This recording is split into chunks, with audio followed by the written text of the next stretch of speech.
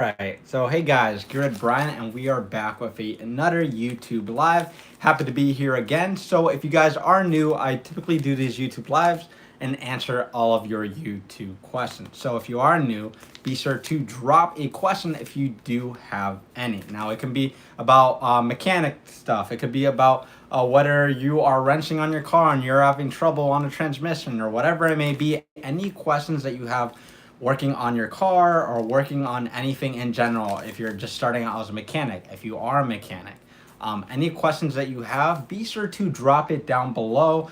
And as we continue going, we will continue to answer all your YouTube questions that you may have. So happy to have you guys here. Anyway, if I also have questions here, if I don't get any questions in the live chat, we'll go ahead and answer the questions that I have collected over the good amount of time in the comment section. So guys, if you are joining in, be sure to drop any of your mechanic questions, your tool questions, your beginner DIY automotive repair questions, any questions that you guys have, be sure to drop it down below and I will be happy to answer it. How's it going, Yak Fishing, man? Hey, what's up, man? Told you I'd be live streaming, man. Really cool to see you here. Hey, man, if you have a question, drop it down below. And if you guys are joining in, smash that like button if you are enjoying the stream. Perfect live time, right, Mark Olson? I'm saying, man, you know, if I could consistently do this at this time, that'd be awesome. But tonight, you know, we're just filling it out. So really cool to see you guys here, man. If you guys have any questions, drop it down below. Again, I have these questions that I've collected over a good amount of time, but if none of you guys have any questions, I'll be forced to utilize these. So go ahead and start asking those questions. Nice to see all you guys joining in. Really happy to have you guys already here. Again, smash that like button. And all right, so Cody, we got a question from Cody. Let's go. So what's up, man? Go to Electric Ratchet, and will any junkyard let you mess around and practice on cars?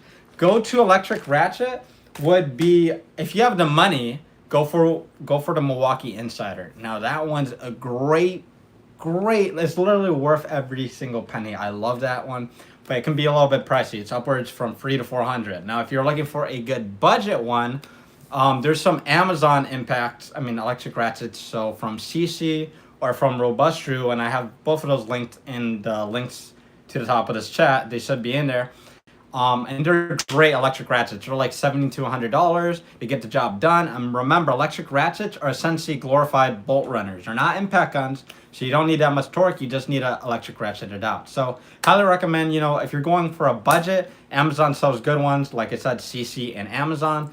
CC and Robustru. But if you're looking for a more quality one that you will get absolutely every bang for your buck penny out of it, is going to be Milwaukee's Insider Ratchet. Now, yeah, those are my two favorite. Now, yes, any junkyard will let you mess around and practice. They genuinely don't care what you're doing in a junkyard, you know, as long as you're not stealing. That's all. They really don't care.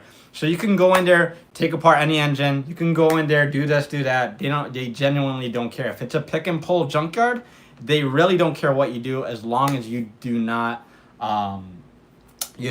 steal their stuff. That's at least in my area, that's always how they've been. I'm pretty sure they are like that in most yards. But places like Pick and Pull or LKQ, they genuinely do not care. So yeah, go ahead and practice all you want. Nothing bad will happen.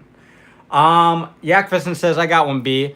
What would you be doing if you weren't a mechanic?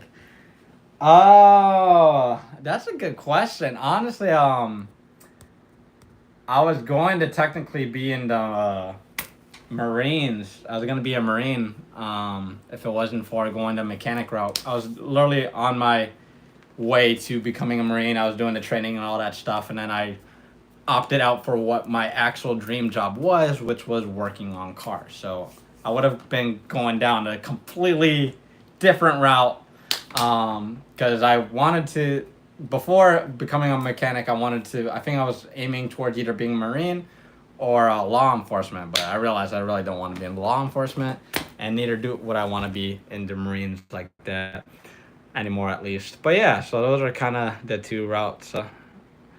Like and subscribe. Yes, Cody. Yes. Let's hit that subscribe button, guys. Cody, in my state, no, those parts are for resale. They watch it careful. Really? That's insane. Yeah, at least in my state, they genuinely don't care about what you do in the junkyards. I'd say test the waters in general, but yeah. But honestly, you really don't even have to elaborate what you're doing. What you can do is just go into the junkyard and just pretend you're, let's say you're gonna take out a strut on a car. You know, you just go in there with the mission of taking out, let's say, a strut, and do your thing. Because like it happens a lot where people are going to get a part and they try to get in, they're like, it doesn't fit, or it's too rusty, or and then they leave. So nonetheless, just try it out on in your area. The worst that they can say is, hey, don't do that. But 99% of the time, 9 times out of 10, it's fine, because at least in my area. So just check it out. After you ate a few crayons, you changed your mind. That's crazy. You might made a good Marine, bro. Thanks, man. Yeah, I was definitely considering it. You know, definitely not a bad thing to do. Do you work on big projects like tractor or something? No, I don't work on any like tractors or anything. I was actually going to work on. I had a person who wanted me to work on their, what's it called, like a jet ski and stuff like that. But I never actually got around to doing it. I was gonna do an engine rebuild on that thing. But yeah, no, I haven't done anything crazy. I genuinely just, my big projects are, you know, I rebuilt the engine on my 1988 Toyota Corolla. Like again, this is a 1988 Toyota Corolla. This one's right-hand drive, JDM 11. But yeah, so I have two of these. One's from Japan, and I rebuilt the motor, completely tore it apart, put it back together, rebuilt it, and dropped it back into the car. But eventually I'll get it dialed in. Okay. All right. So Cody has another question. Before I answer it, guys, if you are joining the stream, be sure to drop your questions down below, and I'll go ahead and get to answering it. It could be about mechanics. It could be about tools. It could be about cars. It could be about your car. It could be about anything. Any question that you may have that's popping into your head, go ahead and ask it down below, and we'll go ahead and get to it, and smash that like button. So Cody has a question. Cody Hoffner. So any good online mechanic courses you recommend?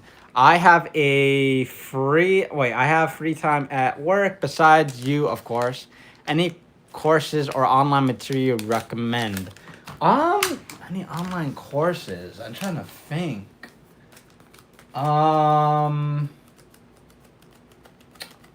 Yeah, not off the top of my head that I could think of. I know one of my good buddies, he's a content creator too. He does mobile mechanic work, but he has a cool course. He's a really good guy. His name is Ty the Car Guy. Ty the Car Guy. You can find him on Instagram. Really cool guy. Me and him are collaborating on some work later on, and once time opens up for both of us, so you'll be seeing videos with the both of us.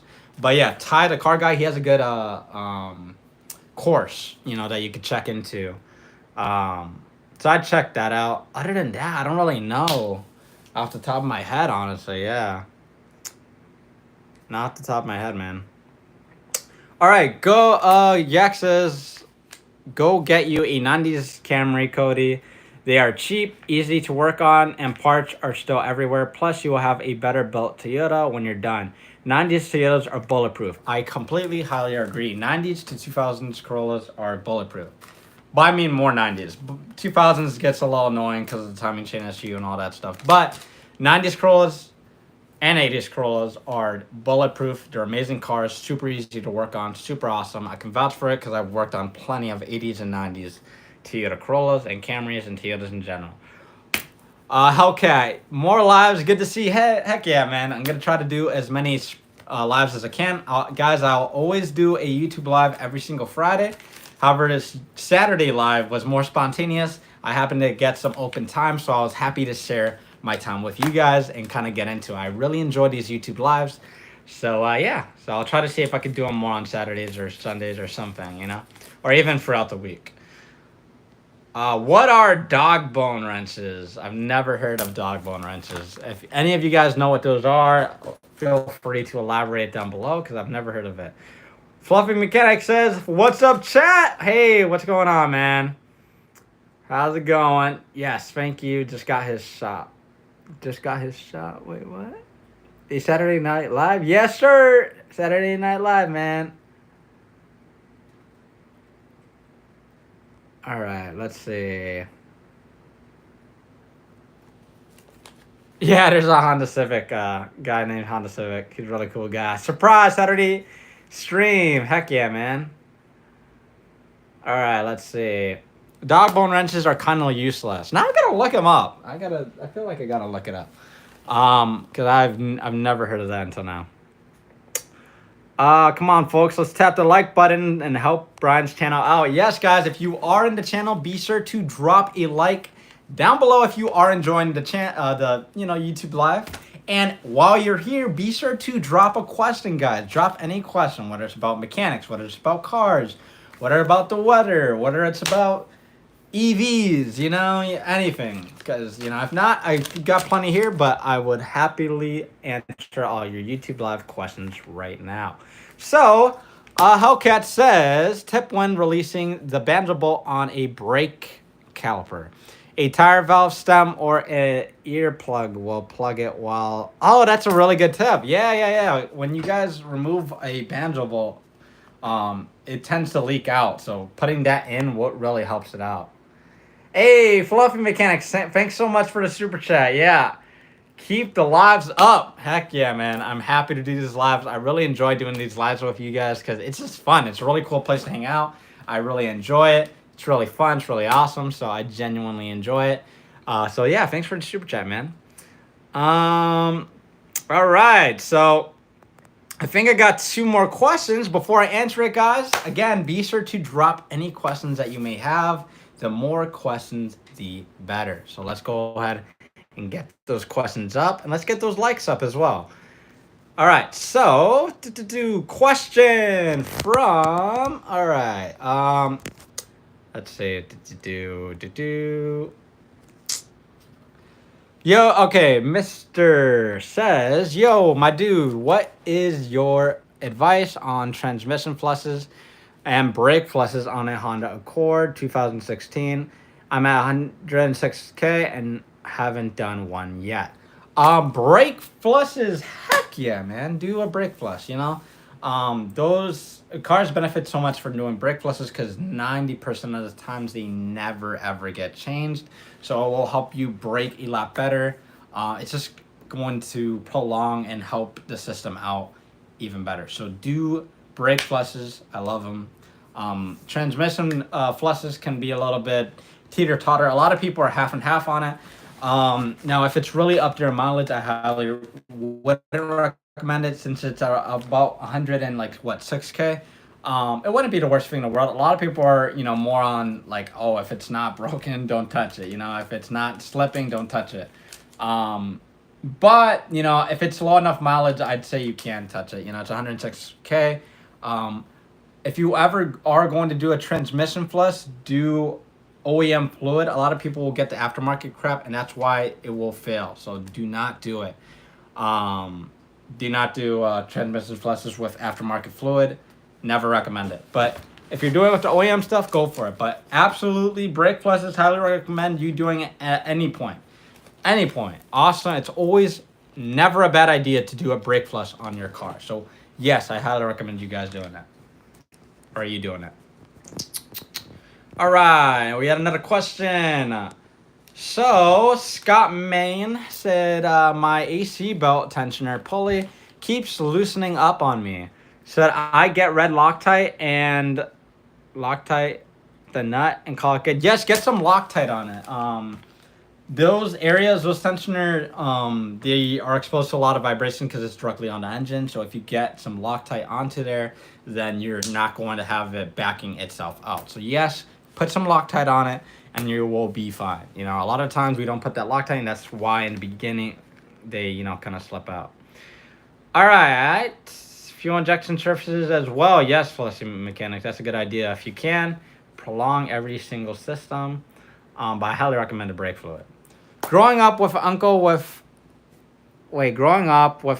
uncle with a transmission shop, never flush a transmission. They often see transmission cones with problems.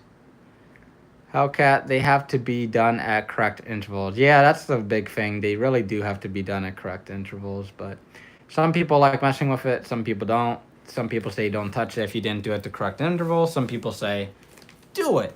But if you are going to do it, do the OEM fluid. That's my biggest recommendation. So many people make the mistake of using the incorrect fluid and their car will no longer shift anymore. See it all the time. All right, okay, I'll check on that one too. Especially with the dreaded CVTs, sticky additives break down and start to allow the belt to slip. I'm a firm believer in trans flushes. I've done thousands, and there are limits, but I do them. Yes, I agree, man. Dylan, check if it has transmission options. All right, guys. More questions, guys. If you have any questions, be sure to drop them down below. Questions are getting a little bit dry. Come on, come on.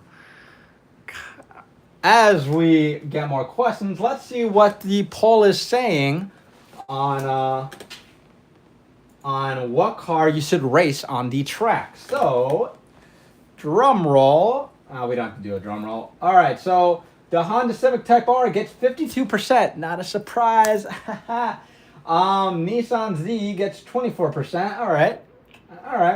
Toyota GR Corolla is at 12%, and the Mazda Miata is tied with the GR Corolla. I'm a little bit surprised. I thought the Mazda Miata would have been higher up the list, but so far Type R is winning. That's pretty cool. I love it. I love it. I'm not against it.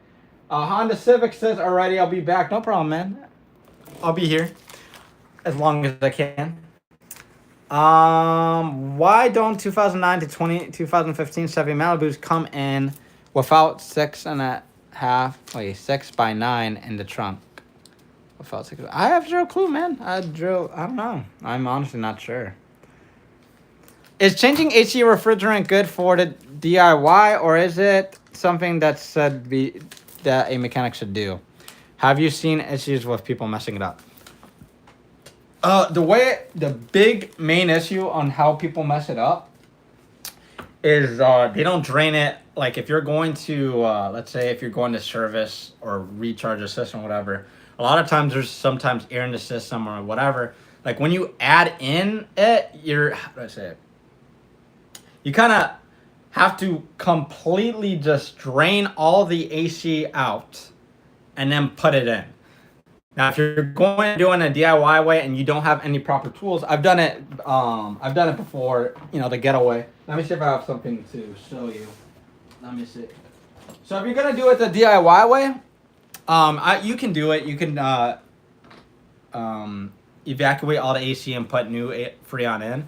If you're going to do it, what you're going to do is it's a ghetto way of doing it, but it's some way of doing it. Usually what I take is I get like a pick or a flathead, and then I depress the on the high side or low side, which I forgot what side to do it on. But you depress a little bit, and it's going to let Freon out. You do it till it's completely out of Freon. When it's out of Freon, you put new Freon in, and it will have no air in the system, and you'll be able to have done it effortlessly. But this is more on older cars. I've done this on older cars. I've not yet to do on newer cars. With the newer cars, I use the proper, evacuating system. But back in the old days, on my 2000s cars, on my 90s cars, even on my, I think I did on my 2010 Dodge Avenger. I literally did that on it. But I mean, I'd say watch some YouTube videos, getting the confidence and go ahead of doing it. It's not too hard to mess it. I mean, it's not a big deal if you if you mess it up, you're just not gonna have good free. You're not gonna have AC blowing. To be fair, Always wear safety glasses, by the way. Brian, what's your favorite car manufacturer to work on and own? Honestly, it's got to be Toyota. I love Toyota the most. I'm a Toyota diehard. I love Toyota. Toyota's like my starting point. I've always worked on Toyota from the get. My first car I owned was a 1988 Toyota Corolla. So I say Toyota Corolla. Toyota in general. But Honda's awesome too. I have a Honda Type R. I love it. Awesome car.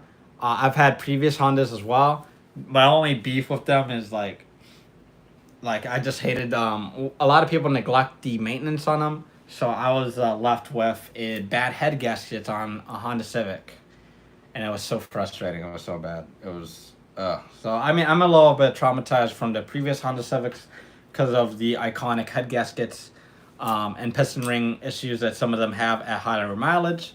But yeah, what's up, Brian? Puerto Rico. Hey, man, what's up, man? Boricua, bro. How's it going, man? Really cool to see you here, bro. Fat fingers out there cannot be helped. Wait, what? I always see DIY overcharging the system. I butchered my last comment. Good luck. Yeah, it happens a lot where a lot of people overcharge it or they'll add it on more Freon. Let's say it's undercharged and they add Freon and there's air in the system and it still blows like hot because there's air in the system now. Gotta pull back on the AC units to full service.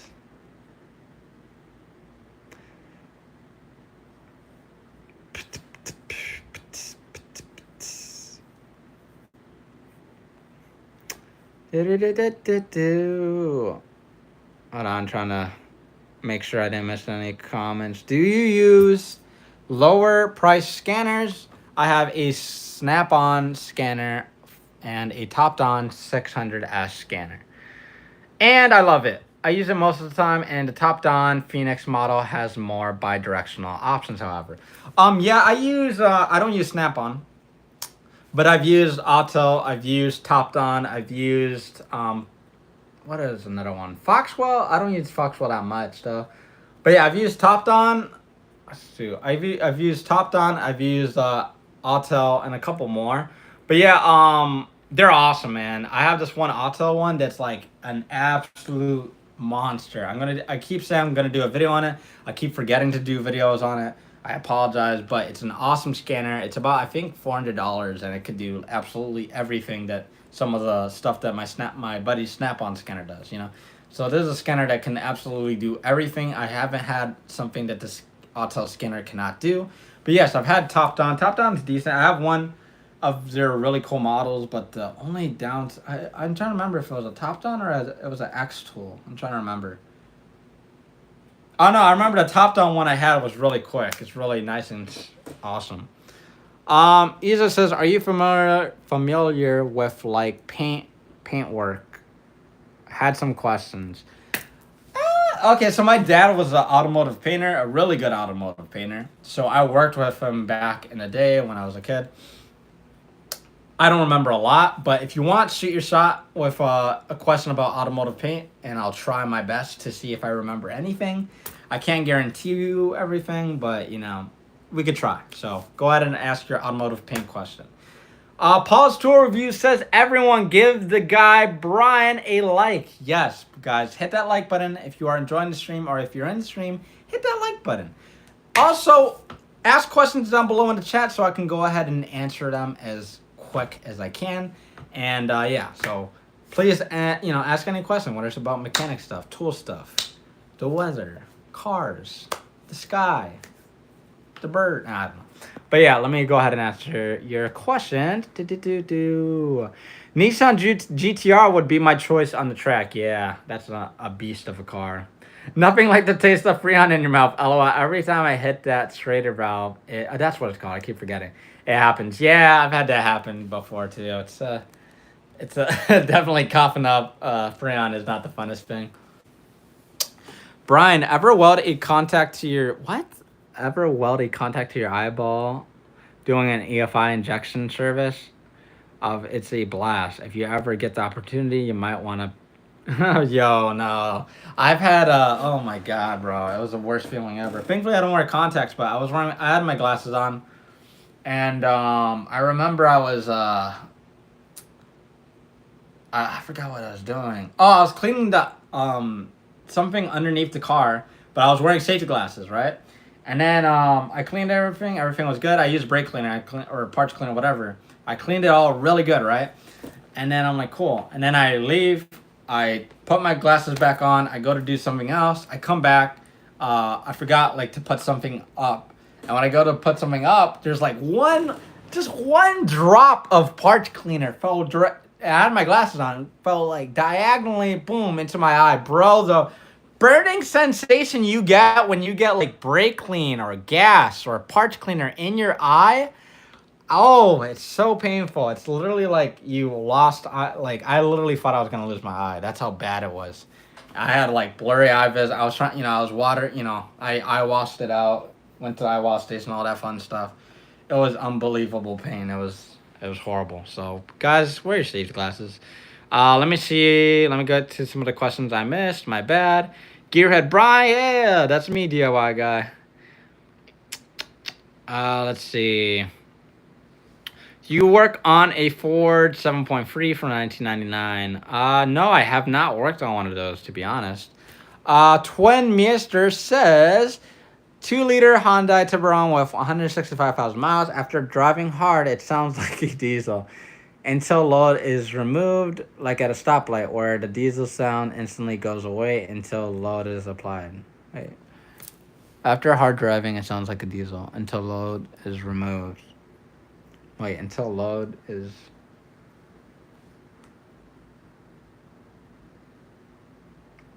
Oh, so what you're saying is when it's idling, it's sounding like it's running good, but when you're hitting the gas, it's sounding like a diesel. Where the diesel sound instantly goes away until load is reapplied. Oh, so okay, so what you're saying is once you give it gas after hard driving, it sounds like a diesel. It sounds like it could be a very bad misfire. If I had to guess off the top of my head, it could be. It could be bad. Like sometimes cars. How to say? When you drive cars really, really, really hard, and they start to like really like, kind of like hiccup and like idle really bad and like crap. It's genuinely sometimes like the ignition system has to be full in it. So sometimes the boots to them, like they're cracked or bad. So when it gets exposed to more heat, the system likes to fail. So a lot of the times that happens. It could be, yes, that's a good Mark Olson. ECM issue. It could be like that. But a lot of times I've had a lot of people with issues when their ignition system is failing. You will get it. It will show its teeth when it's very, very, very hot and warmed up and driven hard. Happened to my dad's BMW. Happened to a Honda Civic I had as well. Thankfully, it wasn't as drastic as something like ECM or a lot of people saying EFI. But honestly, in my experience, a lot of time what happens, it's that. Also, wait, sorry, I lost my train of thought. I saw someone's thing. Carb cleaner in your eye is horrible, yeah. Sorry, I missed a couple of comments. Do.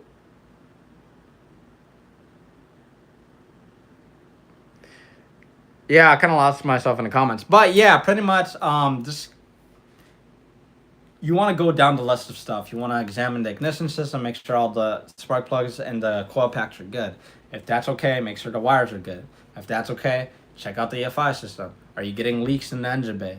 If that's not it, okay, cool. Check the intake. Is the intake, does the hose have any cracks? If it does, replace it. In general, there's a couple measures you can do to go down the rabbit hole of trying to figure out why it's doing this.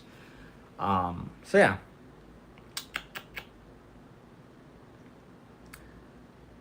All right, let me see some of the questions I missed and comments I missed. Let me scroll back up.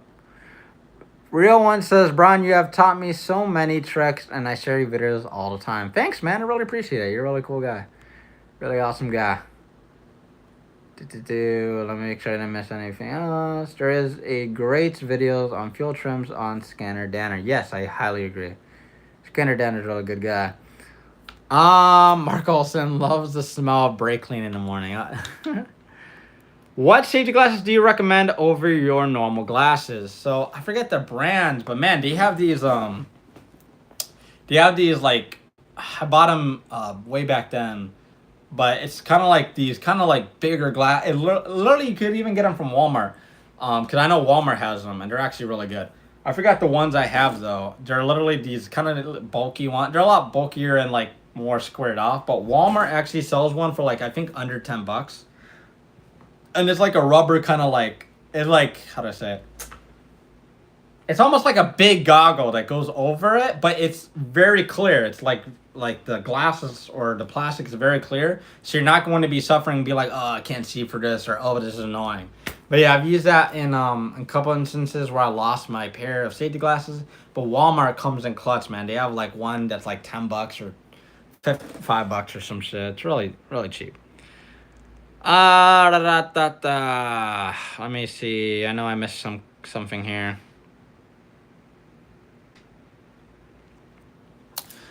Isla says, are you familiar with the VR 30DDTT on the Q60s? What do you think about them?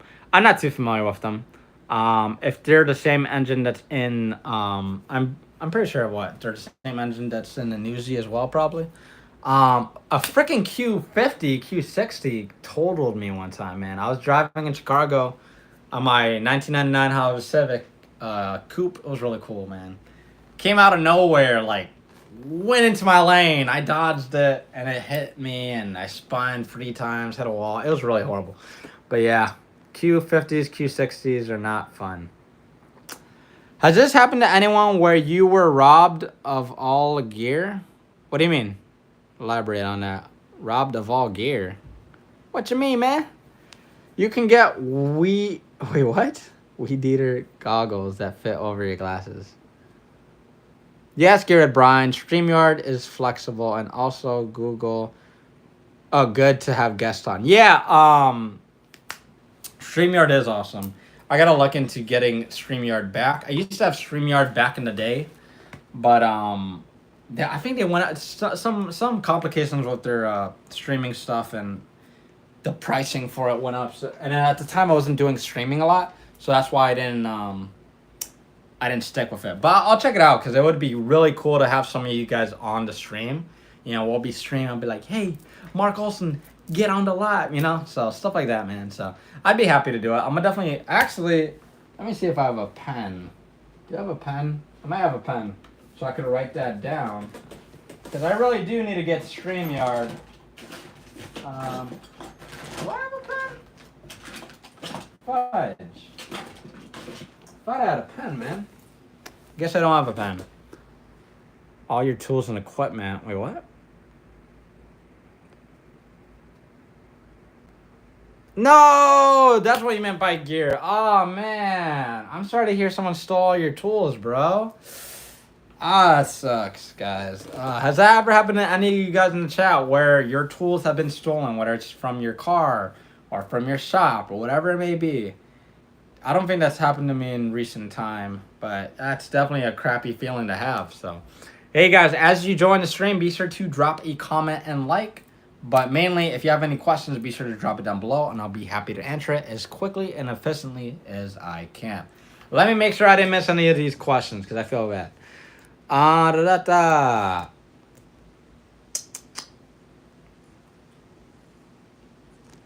right, Fluffy Mechanic, have a good weekend, man. Really cool to have you on the stream. Brian, try using StreamYard. It allows you to display the comments on the screen and helps you keep track. Thanks, man. I'll definitely do that. I definitely need to do that. StreamYard. Smells like money.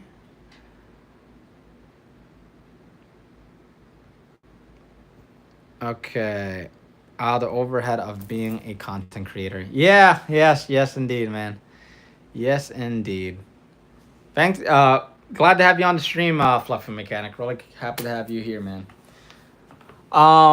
Mark Olson said it happened to a friend, but the shop had insurance that helped out. Yeah, shop insurance is definitely a blessing, but if it happened to you personally, that really sucks, man. I'm really sorry to hear that. Speaking of tools, guys, this tool just came in this week. Not this week, today, literally today. Freaking look at this. I've been telling you guys about this freaking torque wrench for the longest. Now, this torque wrench, multiple companies sell it. So you'll see this similar torque wrench from Snap-on. You'll see them from Capri Tools, Harbor Freight Icon. I'm trying to think of another tool company. But this torque wrench is a split beam torque wrench. You can't see it with the letters. But let me take it out. These things are the best torque wrenches to have if you are a mechanic. And the best part about this is they you know, you don't have to worry about if you dropped it or whatever, and you know, how do I say it? Not if you dropped it, but like you don't have to worry about like spinning the dial on the click style ones and then dialing out all the way to 0 after you're not using it. Guys, look at this thing. Look at this thing, man. This is a split beam torque wrench. These things are absolutely awesome. Why they're awesome is because look, so this is where you adjust the torque on it. This is a latch for it. So all you do is flip that switch, and now you could adjust it. Look at this. You could adjust it to, let's say, like 100. Is this 100? Yeah, it is 175. Look, 175. You click it, and now this is going to torque it to 175 foot-pounds. And you could store this away and not have to like zero it out. You don't have to zero it out. It's not like the click style ones. You do not have to zero it out. So it's really freaking cool. And the best part about this is, look, it's a flex head joint, bro. Look at this thing, man.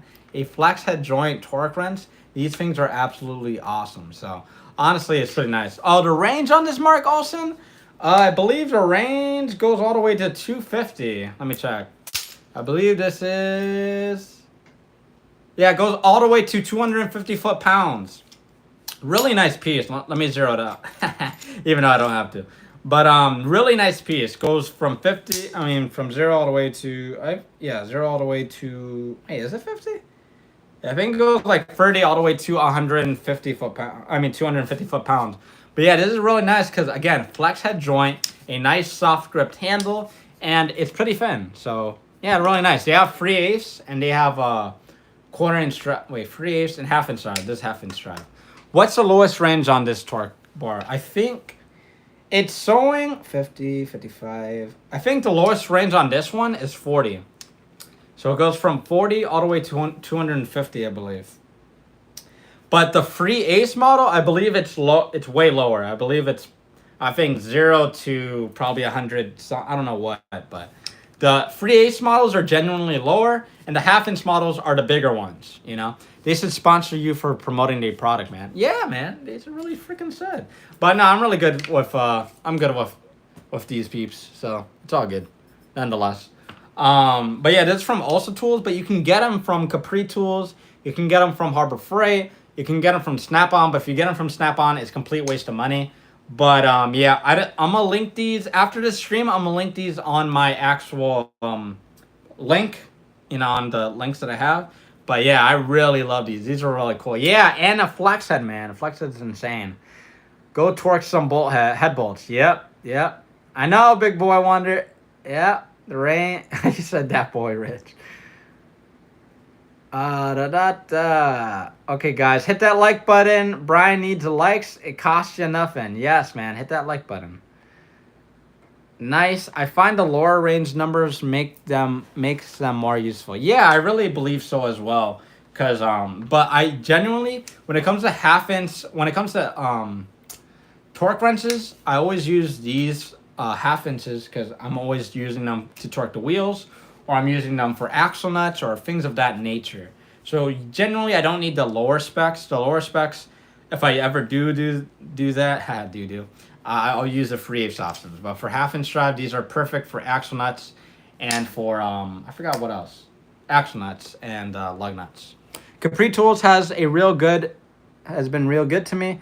I have the 3/8 set for 2 years, and I use them every week, at least once, and they have held up with abuse of impacts. Yes, Capri Tools is awesome, man. Again, Capri Tools makes a version of this one as well. I believe they're all pretty much the same price range, so you're not going to, they're pretty much all the same. But yeah, Capri Tools is awesome. I have a lot of tools from Capri Tools. I have ratchets from Capri Tools. I have sockets from Capri Tools. I have, I'm trying to remember what else I have. I have an air blow gun for Capri Tools, impacts. Capri Tools, nice company. Ulsa Tools, there's Ulsa Tools as well. Nice company. Icon has some good stuff too. Snap-on, you already know it's a bit overpriced. But yeah, nonetheless. So if you guys do want this torque wrench, I'm going to go ahead and link it in the description once I get off of this stream. But yeah, nonetheless, really cool tool. Oh, speaking of cool tools, guys.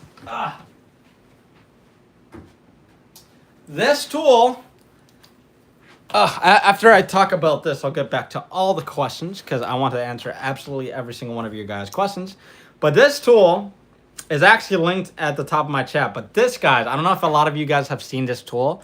This is a free eighths drive ratchet. Now, this is a nano ratchet. This thing is freaking awesome. You know why it's freaking awesome, guys? So the really cool thing, I always have this because it's in my pocket. But the really cool thing about this is it's a 3/8 nano ratchet. Now this head pops out, and when the head pops out, this is a 10 millimeter. So now you can quickly ratchet into a tight spot, or very quickly you can ratchet wherever you want. You can pop this back in, and then put a regular socket onto there. This is a 10 millimeter as well. You have a ratcheting disc right here, as you can see, ratcheting disc. And if you want, right here, you could put a breaker bar, free breaker bar. You could put a free ratchet. You could get into awkward scenarios. But this is really nice. This is a very nice ratchet. It's from Vim Tools. If you want this tool, it's linked at the top of this chat. But yeah, I really thought I should show you guys that since I had it in my pocket. So I'll go ahead and put that down. And let's get to answering all the questions in the chat.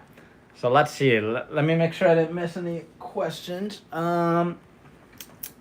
All right, so before I went into the torque wrench scenario, I think there was one question here. Hey, Brian. Honor says, hey, Brian, are you a master tech, and did you ever work on more European cars like Renaults or Citroëns? I can't even pronounce that. I'm not a master tech. It would be nice, so. No, I'm not a master tech. But yes, I have worked on a good amount of European cars. I have not, though, worked on Renault and Citroën. We don't get those cars over here. We don't have those cars often over here.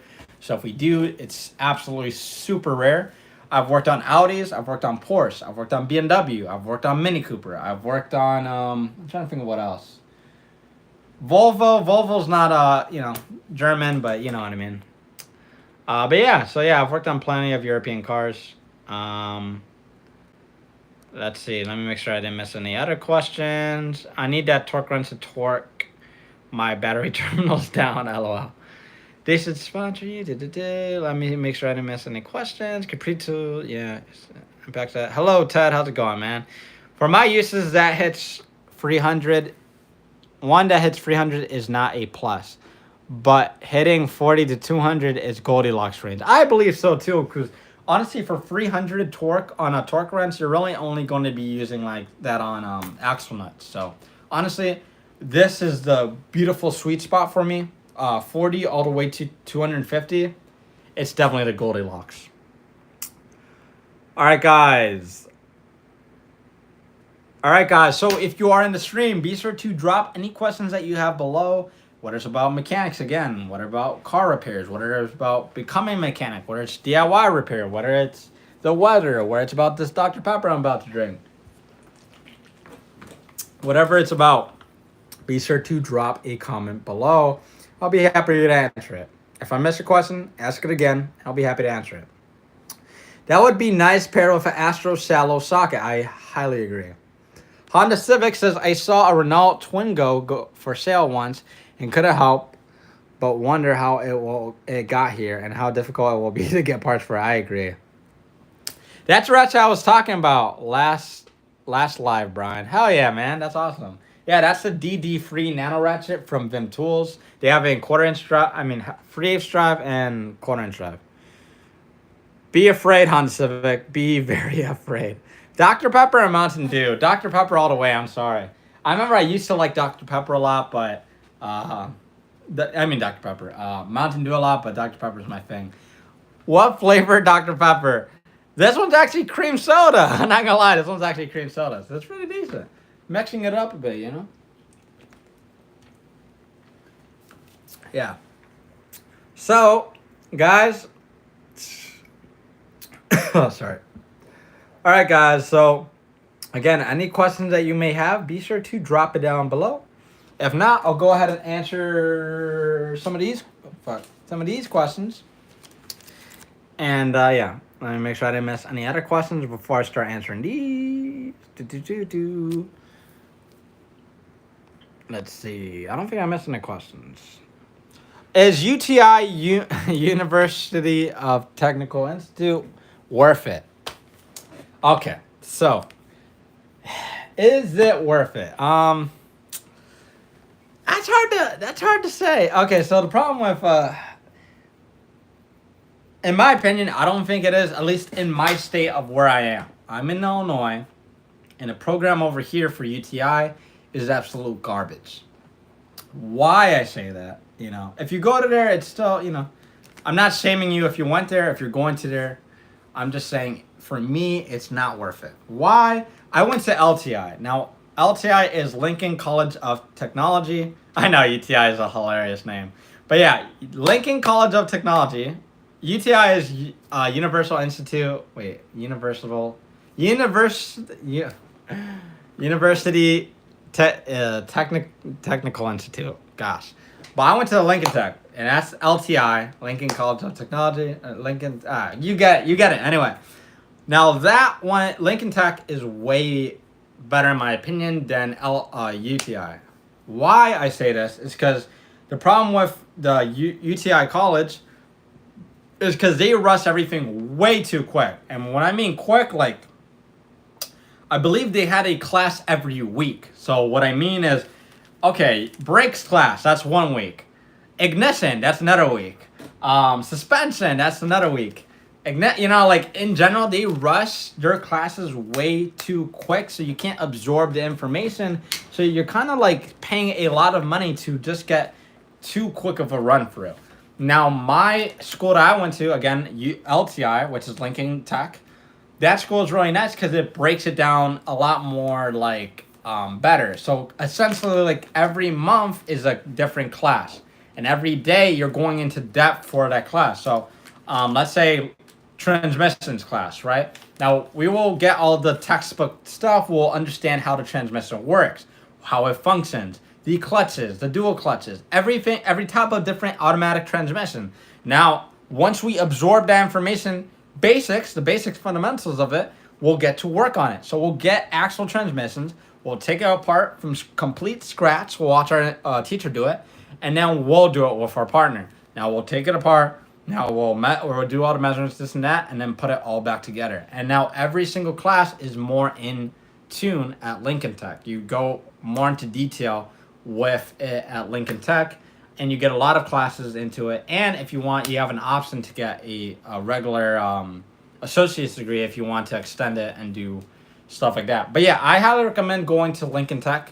LTI, way better in my opinion than UTI. I don't think UTI is worth it, but if you're really adamant on going to it, I highly recommend you do it. I thought UTI was some sort of infection. Yeah, we're talking about different UTI. We're talking about UTI, the university. Is Illinois the state smog exempt? I mean, we still do emissions over here. But yeah, we do emissions. It's not as bad as like California or something, but yeah. They have pills for UTI, this guy. What's your input on the industry right now? With all the nonsense going around the world, personally, I'm DIY guy who's planning to upgrade via apprenticeship and get Red Seal here in Canada. What's your input on the industry right now with all the nonsense going around the world? Okay, so honestly, my opinion on the automotive industry is there's definitely going to be a bigger gap in jobs for it because a lot of people are leaving. A lot of people don't want to stay in the field, especially if you're doing book time. If you are going to be in the automotive industry, I highly recommend try out doing book time, which is not my favorite in my opinion.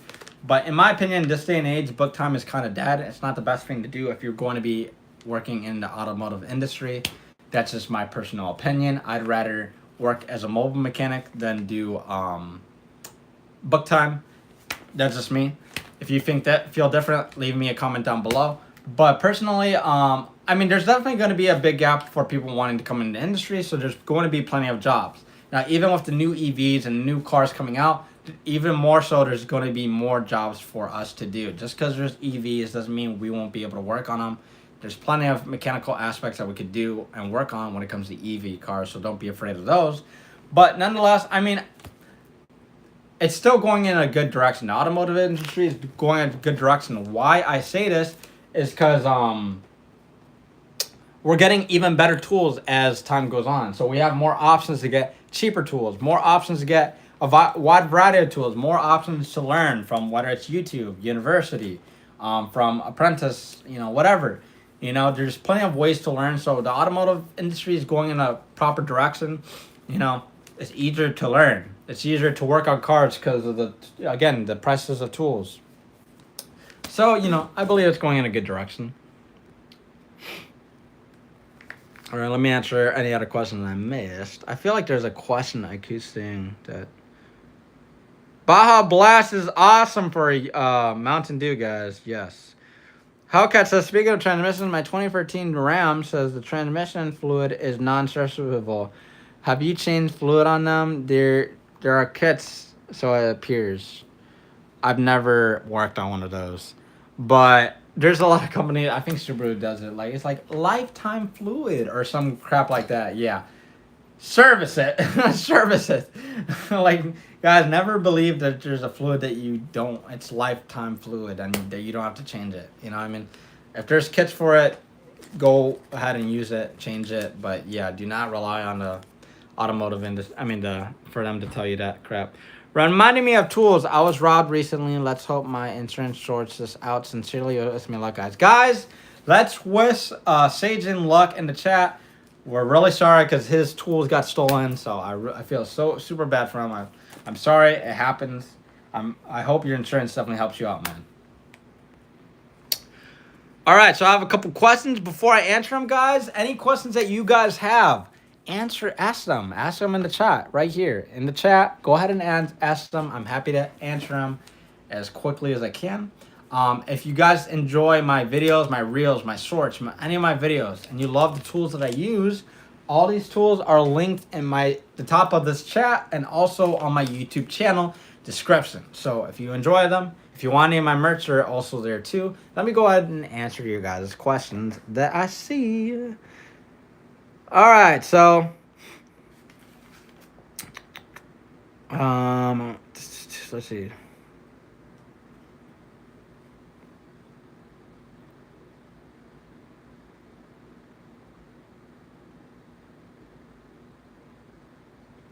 Trying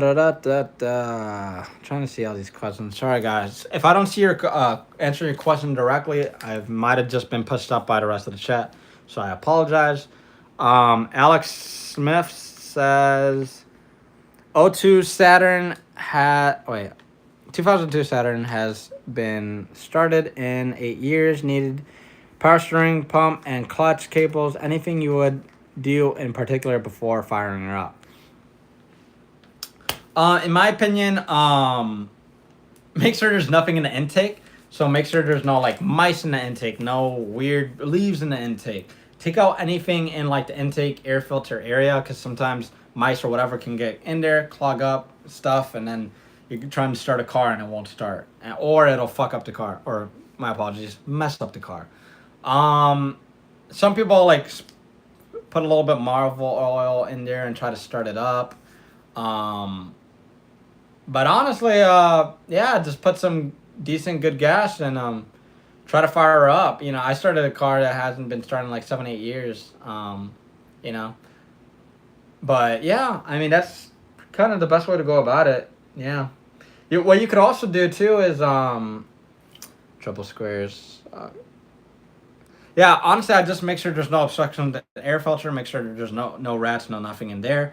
And then you can just go ahead and fire up. Just make sure everything's good. Make sure you got a good battery in there. And just crank her up. Sometimes what you could do is squirt a little bit. You could take out the spark plugs, squirt a little bit of oil into the piston, into the cylinders, and then go ahead and stir her up. It'll help it start, not dry, because the problem is that thing has rust built up probably. So it'll help it start not dry. So squirt a little bit of oil into each one of the cylinders, or squirt a little bit of oil, turn it manually by hand with a ratchet or whatever, and then fire her up. That's a good way. Some people put Marvel oil in there as well.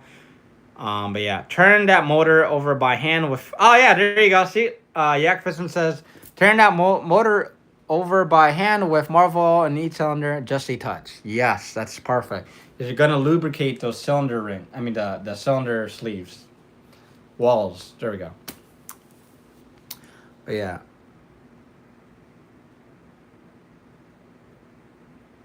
What type of parts should be? Don't throw it. What types of parts should be replaced with OEM for Honda Accord? Which parts can be aftermarket? Any specific aftermarket brands you prefer? In general, use Denso. Denso's awesome. I love using Denso for Honda and stuff like that. Any other aftermarket? I'm trying to think of aftermarket brands that you can use on Honda. If you guys know on the top of your head, let me know. Comment down below. Trying to think. I've never had problems with like NGK stuff. Trying to think of any aftermarket stuff. Moog is a good suspension stuff that you could use. Moog is good suspension. Trying to think of another one. For a very cheap brakes, I've used SKP. They're not that bad. I'm trying to think of another company. I mean, that's just brakes though. You could even use Wagner. I'm trying to think. I can't think off the top of my head. If you guys have any suggestions, let me know. I don't remember off the top of my head.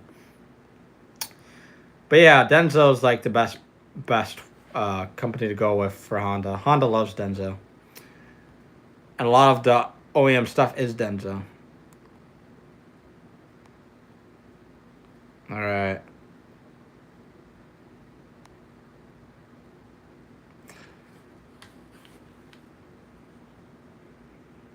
All right.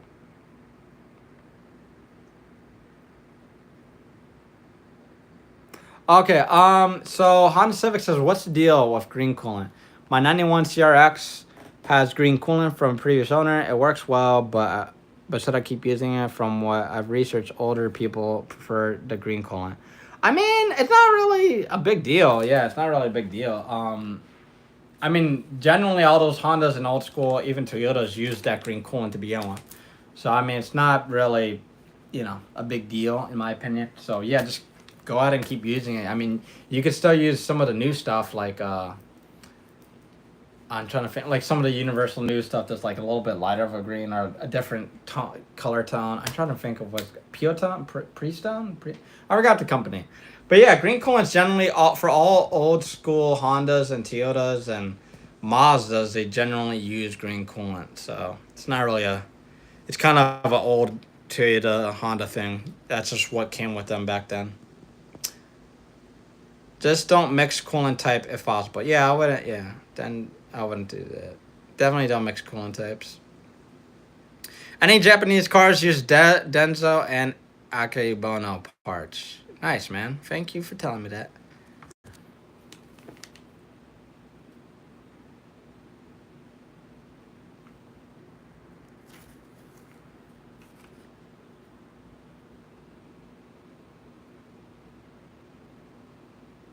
Okay, Moderately Nice says, Brian, Corolla 2005 hot summer feels really humid. Changing filter helps for a little bit. Freon pressure is good. Think expansion valve needs service. Recirculating inside air helps a lot. That normal? So are you saying that the AC system still works or it's not working and you're trying to figure out why it's not working? Because you're saying freon pressure is good. So, like, are you getting some good AC? Have you checked what the system and it's showing that it's good? Like, is it blowing hot air? Like, tell me what's going on, buddy. I didn't understand it exactly. Shajan says, has anyone extracted chipped bolts out of engine chassis for a passenger side engine mount on a DX style Honda Civic 2007? Shajan, are you saying that you snapped the bolt on one of your engine chassis mounts things? Is it you snapped the bolt? If you snapped the bolt, I mean, I have a couple of suggestions that you could do. But yeah. Awesome live. Torque that like button. Yeah, guys. Thank you, Mark Olson. Guys, if you are watching this live right now, be sure to hit that like button. It really helps me out, and I really appreciate it. So, also, ask questions in this live, guys. Don't be shy. Don't be shy. No question It's a stupid question, you know? Also, be sure to ask your questions, but also tell me where you guys are watching from. Are you from Canada, Colorado, California, France, Tokyo? I don't know. Wherever you guys are watching from, comment it down below. I want to see where you guys are watching the stream from. It'd be really cool. I love genuinely getting an idea of where everyone's from. But yeah. Brian, you need to make t-shirts that say hope it helps. I do have t-shirts that say hope it helps. You know what? I'll be right back. I got a t-shirt, okay? Guys, be patient with me. I'm going to go get the hope it helps t-shirt because you guys got to get this shirt. I'll be right back.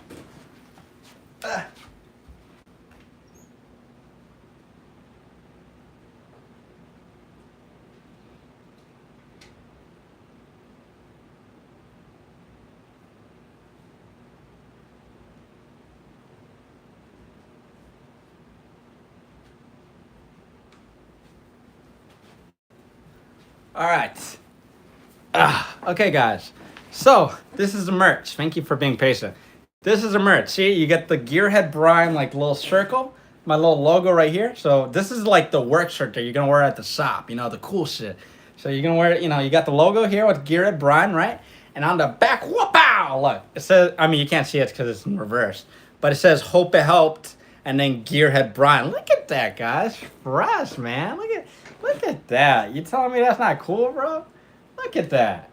Look at that, chat. Now, if you want one of these shirts, they're on my link that's linked to the top of this chat. So it's really cool shirt. I'm going to wear it in a second, actually.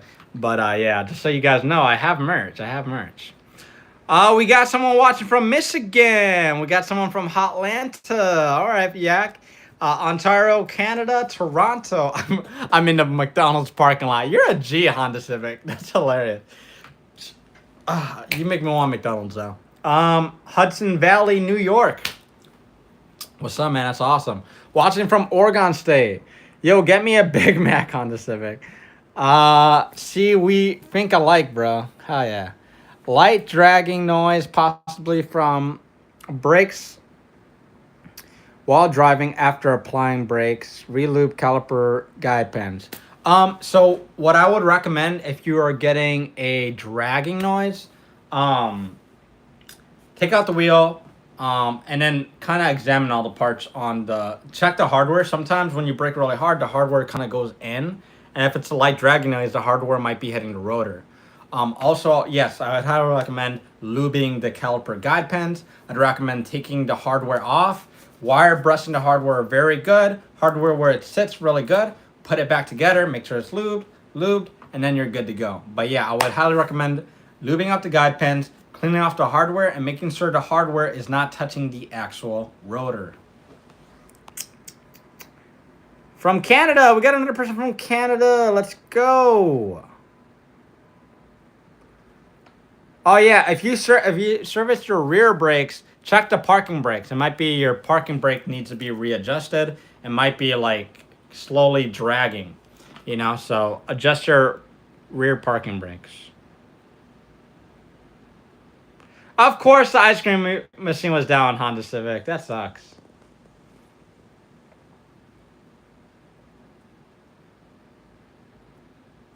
LA says my windshield wipers keep running even when I turn off the engine. I have to pull the fuse to stop them. Additionally, when I switch the wiper handle to the slow setting, they go B? Like they go off or what?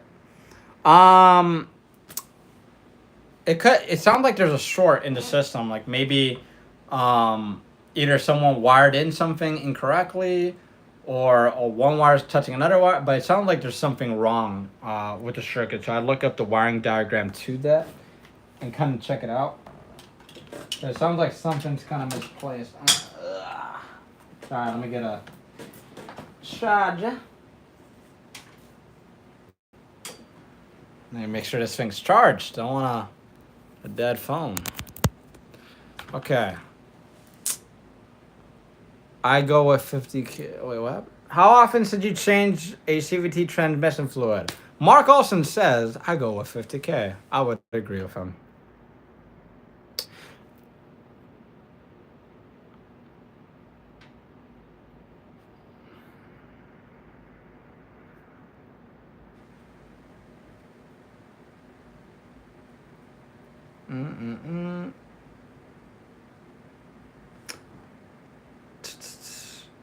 Hey, LA, what car is that on? Let me know what car that is on. But yeah, a lot of people are saying it's a Switch, and it damn right might be. But what car is that on, man? Asset says, hello, love your tips, man. Thanks, bro. Mark Olson says, thank you very much. Sonata 2015. Honestly, it is. It's most likely the Switch. I get this so often at my shop where a lot of people are having to get that replaced. It wasn't that exact issue. They just come in doing it for preventative maintenance. But I've had it happen on. I mean, I've only had it happen 2 times, but that was like maybe 2, 3 years ago. But yeah, that happens a lot. But I mean, I don't know. I'm not saying to throw parts at your car. I'd say test it out. You know, kind of do your own due diligence and research. I never recommend just throwing parts at the car. But yeah, I mean, it's definitely a common thing where people are replacing those switches. But I believe on those Honda Sonatas, if memory serves right, they're pretty easy to remove. I believe once you get the cover off, it's just 2 clips, one clip, one clip. You depress them, you pull it out, and it's just like one connector. Because I believe both sides are detachable, the turn signal switch and the wiper switch. So I check out that, in my opinion. But if for sure, make sure that none of the wires are touching, no wires are being sorted out. Make sure everything's Gucci, and then you could definitely do that. Vote. What is the perfect time for a live stream? Let me make that a poll. I'll answer what's my favorite dream car in a second. Let me make that a poll real quick. Let's see. Favorite. I can't. Can I not hold on. End poll. Let me start a new poll. I can't start a new poll. Come on, man. Okay, there we go. Favorite. Oh, wait. Best time to live stream.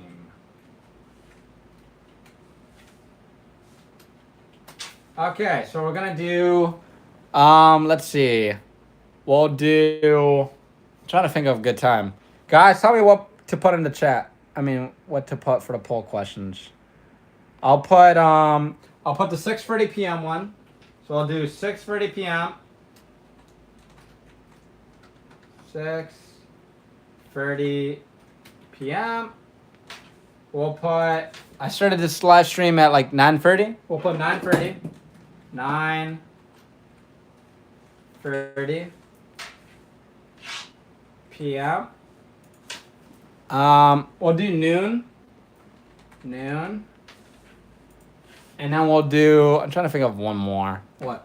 We got 6:30.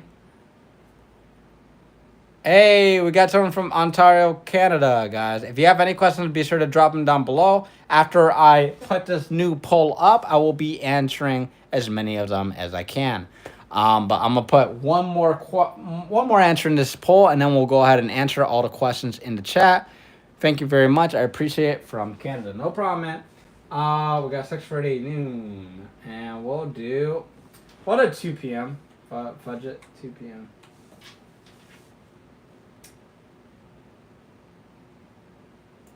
We could do. We'll do 10 a.m. 10 a.m.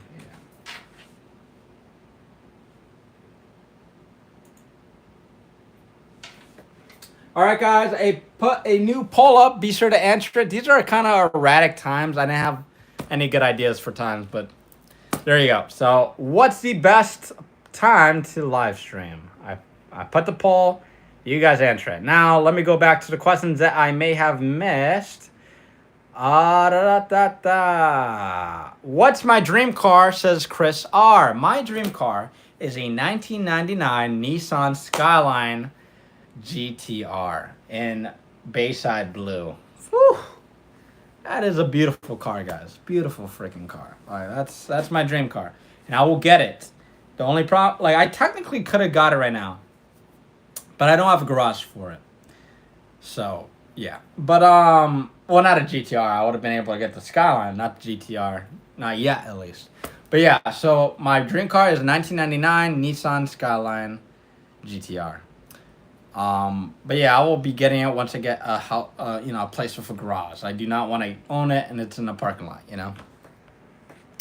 Okay, let me answer any questions that I may have missed. I have a Demon says I have a 2007 G Patriot. It revs too high and barely moves. Is it my transmission or engine?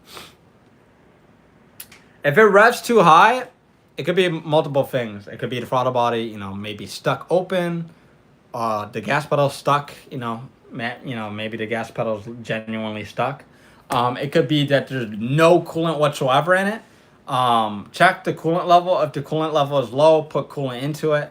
Then circle back and see if if it's revving too high still. But it could be a good amount of things. It could be the throttle body stuck open. It could be that there's a crack in the intake manifold, or into the intake in general, like the tubing, So it could be multiple things, but I definitely highly recommend you checking the coolant level first. In my opinion, just saying, just letting you know.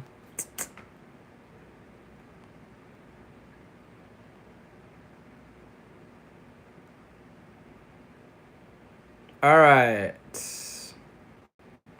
What's my favorite food? Chris R says it is pizza. My favorite food is pizza. I love pizza. Pizza is my absolute favorite food to have. So yeah. Mark Olson's is a Datsun 280Z. Those are beautiful cars, man. Yak Fiston's dream car is a F250 Cummins turbo diesel with both performance chips. That's sick, man. Though I had a Volvo 180E which was awesome. Were Skylines only made automatic? No, Skylines were made in manual. The new ones I believe are automatic. I don't think they made them with a manual transmission, but I could be wrong. But the older ones, they made it automatic and manual. So, yeah. Oh, hello. What do you drive? I drive a 2025 Honda Civic Type R. I also have two 1988 Toyota Corollas. One's right-hand drive and one's regular. So yeah, guys, if you are joining in for the first time, be sure to drop a comment with any of the questions that you may have about the automotive industry, about mechanics, about cars, about your car, about my car, And if you enjoy any of the tools that I use in my videos, I have them linked in the top of the chat or in my YouTube description.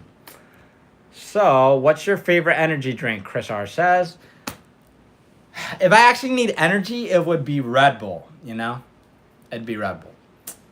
Because that's the only one that actually genuinely gives me energy. Monster's decent, though. Monster's they have orange popsicle, something.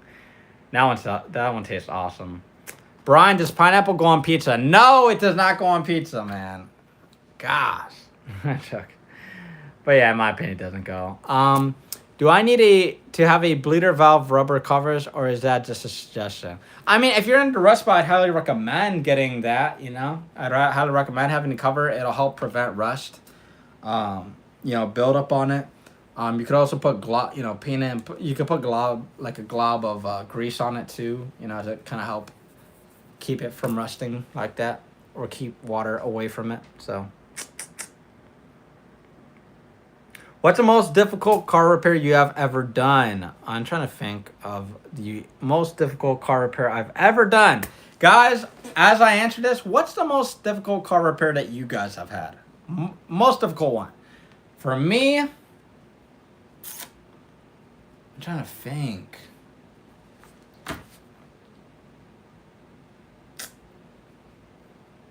I'm trying to think off the top of my head. I think it was in... I'm trying to think. I think my top two are I had to work on an Audi Q7, and I had to drop the engine and transmission out of that one. It is such a pain in the butt. So I would highly recommend against it. It is such a pain in the butt. Other than that, doing a wiring harness on a Mercedes-Benz was an absolute nightmare. It was a coupe. It was a small one, man. It was an older one too. It was a 1999 Mercedes Benz. Oh my god. Or was it 99? It was either 99 or 2006. It was Mercedes Benz. I had to do the wiring harness on it. And it's a complete harness. So it goes, the front connects all the way to the back. So it's a complete body harness. It does not separate. So I had to take apart the entire car to get that stupid wiring harness off. So that took me a good long amount of time. It was a headache. So that has to be the biggest headache I had, in my opinion. Let me see. I missed some stuff. I feel like I missed some stuff. Flank Sinatra says, I really like your videos. The tips are very good. Maybe you should do a long video at the end of the years ranking all must-have tools. Oh, that's a good idea. Dang. Okay. Cause of you, Flank Sinatra, I gotta get a pen and write that down. That's a very good idea, man. Very good idea.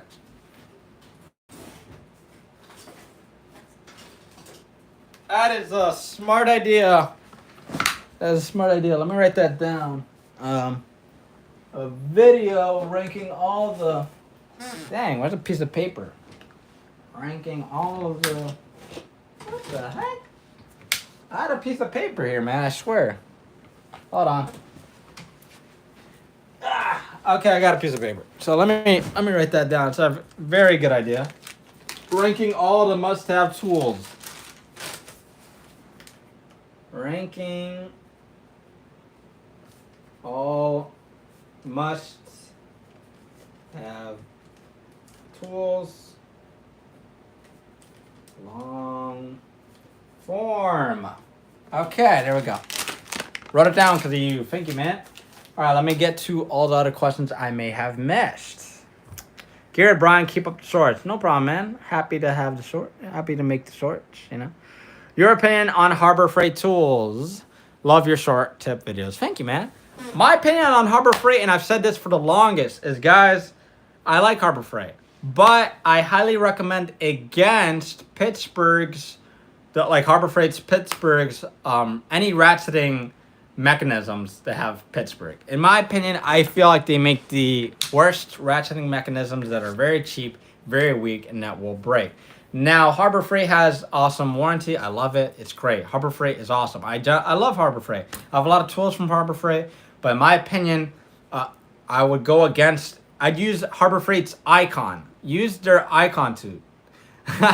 Chris R says Pittsburgh sockets are good. Yeah, the Pittsburgh sockets are pretty decent. But I'd recommend against their ratcheting mechanism. Now they'll get the job done. I genuinely don't like them. I'd recommend using their Icon stuff. They have anything Icon from Harbor Freight is a gold mine. I love it. They make really good tools. So yes, Harbor Freight Icon, awesome. Even the other Harbor Freight stuff's awesome. So don't be too, I'm not sitting on Harbor Freight. Let me make sure. Yeah, no problem, Flank Sinatra. Sorry, I'm just trying to get to all the...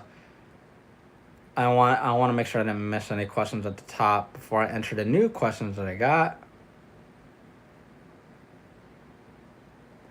No, Yak Fishing does pineapple and ham on pizzas. That sucks. All right, Brian, you need a place to send you tool tips for ideas. I have a few. Like, do you know you can buy a broken tap extractor? Many don't. That's a good idea. Hold on. I feel like I have somewhere you could put it. Trying to think. I feel like I have a place where you can send stuff like that. All right, guys. So anybody watching the stream, if you do have like Hellcat, if you have any tips and tricks you want to send me, ideas that you want to send me, you could send me a message on Instagram or Facebook. Facebook, it's Gearheadbryan's Auto Hub, and Instagram, it's just Gearheadbryan. Now, yeah, send me a message with any tips and tricks that you want to see me do, and I will be happy to do them. Just send me a message, tell me what it is. You could also, at the end of this live stream, comment the tip or trick that you want me to do at the end of the live stream so I can see it, because I can't see the live chat after the live stream. But yeah, I'll try to make a place where you guys can send me your tips and tricks and tools that you want to see from me, because that's a very good idea. Let me actually write that down. Good idea, Hellcat. Let me write that down. Tips and tricks. Where people can't send them. Good idea, Hellcat. All right, let me make sure I didn't miss any questions. I got kicked off of Facebook. Damn, that sucks, man. I was using my dog's name. That's crazy. I only use Pittsburgh's impact sockets. The others, they know bueno. I use their impact sockets. I haven't used their chrome sockets. So I can't vouch for the chrome sockets. Speaking of my exhaust, what metal type of bolts that I have used? The bolts that came from Spec D exhaust snapped easy, and I have to use what I could find at O'Reilly's. Honestly, all the hardware that I've used from O'Reilly's has not snapped and broken, so you should be fine with the stuff from O'Reilly's. I've never had issues with them, but I've always had issues from like Spec D and stuff like that.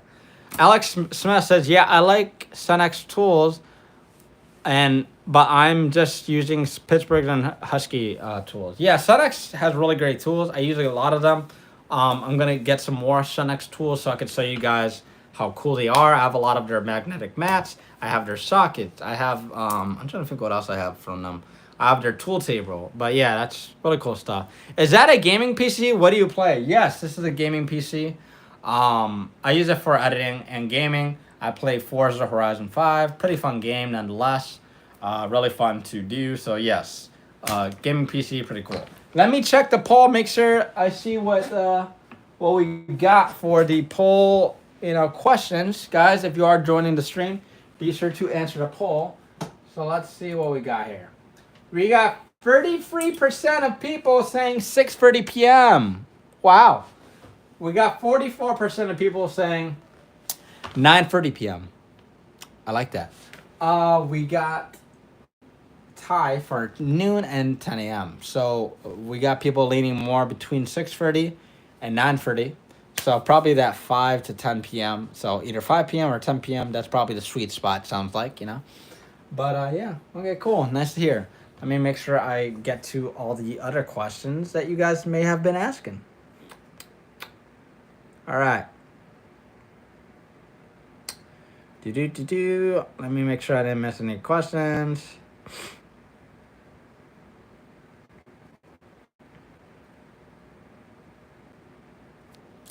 All right, Yak Fissin, how many of you guys actually carry tools in your car just in case? I do it often, so often, guys. I don't know about you guys, but I carry tools in my car often. On my Type R, I'm not really doing it much. The only tools I have in my Type R are like a small portable jumper pack with the tire inflator. I have a ratchet with sockets, and then a small 3/8 impact. So that's all that's in my Type R. But in my previous car, I literally had an entire shop in my car, guys. I had a jack. I had jack stands. I had a toolbox with every hand tool you could think of. I had impacts. I had impact sockets. I had another impact. I had a welder machine at some point. Not anymore. I had a jumper pack in there. I had a jumper cables. I had a foam lathe. I had everything. I had a whole shop in my previous car, man. But yeah, I used to carry tools all the time with me. What is your favorite car of all time? Again, it is, my dream car is a 1999 Nissan 1999 Nissan Skyline GTR. Absolutely my favorite car of all time in Bayside Blue. Love that car. One of my other, not dream, like it's my daily dream car is the car I have right now. It's 2025 Honda Civic Type R. Another car I want to get is like a GT3. I love the GT3s, the GT2. I love the Turbo S's. Those Porsches are really cool, so I love those as well. But I have a lot of dream cars, I have one of my old school dream cars that I technically own. There's one car I fell in love with. This is a 1989 Toyota Corolla. Really awesome car. All right, let me make sure I didn't miss any comments. Guys, if you are joining the stream for the first time, be sure to drop a question that you may have If you have any questions that you want to ask me about mechanics, about tips on work on your car, about that gaming PC in the back, about gaming, about anything, the car industry, be sure to drop it down below, and I'll be happy to answer it. And just be patient with me. And the comments come in pretty quick, so I'm just trying to figure out tips for properly drilling out a broken screw. How to drill them straight. You generally want to get, you want to hold it steady. You want to get a punch. You want to tap it, hit the punch in the direct middle. You want to drill into it, and then all you're going to do is get an extractor set. You're going to tap the extractor dead set, boom, and then you're going to turn that extractor, and it's going to release that broken bolt. Sometimes it doesn't work, sometimes it does. But sometimes a lot of people try to draw it out with really good bits. So there's that. Anybody using jumper pack on the regular? Which one? I need one that is able to jump a diesel and V8. I got something just for you, my friend. All right, so again, Yak Fiston's question was, anybody have a jumper pack on the regular, and he needs one to jump a V8 and diesel. So let me show you this.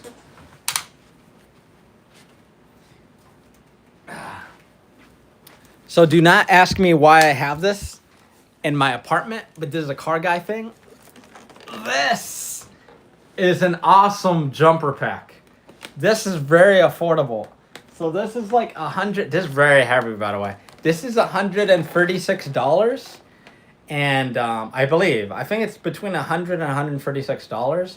This is an awesome jumper pack. It could definitely jump that diesel, I'm pretty sure. Like, this is a really awesome. I use this all the time at the dealerships. I use this all the time at the shops I worked at. This jumper pack, this is a JNC 660. Now, this is an awesome jumper pack, and a lot of you guys, I know you can vouch for it in the comments below, but this jumper pack is the best jumper pack by far. I've had stuff from Harbor Freight. I've had stuff from, Jump Box. I need a taco style. Oh, you mean the small ones? The small ones, I'm trying to think of a good brand. I forgot the name. You're talking about the small ones. I can't think of the name. A name for the small one. I forgot the name. Yeah, I don't remember off the top of my head. I'll have to comment on the stream. Noco, yes. Northern Grit. That's a brand I'm talking about. Noco has the best small jumper packs. Get their higher trims, and you'll see they're specific for like diesel or big engine cars. But they're worth it. They're a little bit upper in price though, man. But they're worth absolutely every penny if you want a strong one. I have a couple of small boxes, but they're not good for very big engine stuff, man. They're, like, in my opinion, pretty weak. So yeah, Nocos are awesome, yeah. Let me put away this. This thing's heavy, man. Don't ask me why I have a lot of car guy stuff in this apartment. So,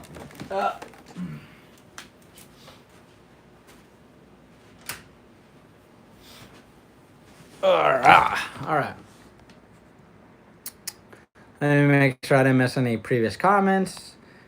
So many showing videos of jumping batteries with Milwaukee 18-volt. Yeah, do not do that, guys. It's not a good idea. I did that with a 20-volt Macro battery. It worked because I was stranded. I needed to get home, and it worked. I ruined that battery. So that was an expensive mistake. Yeah, I ruined the battery. But I don't think I ruined it instantly. I think it went bad within like a little bit of time or whatever. Recommendations on half-inch air impact gun. We have some at our shop, but I want something to call mine. I'd say get a Ingersoll. Ingersoll Rand sells the best air impacts ever, and they're affordable. So get Ingersoll Air. They have awesome stuff. Mako sells some decent ones, but they're rebrands. But I say Ingersoll. Ingersoll's, in my opinion, the best. Sunex has some cool stuff. Capri Tools has some good stuff. But yeah, so Ingersoll, Capri Tools, and Sunex sell some good stuff. Dang, Brian, that jumper pack is nice. How much you pay for it? I paid about I believe it's between $100 to $136, give or take.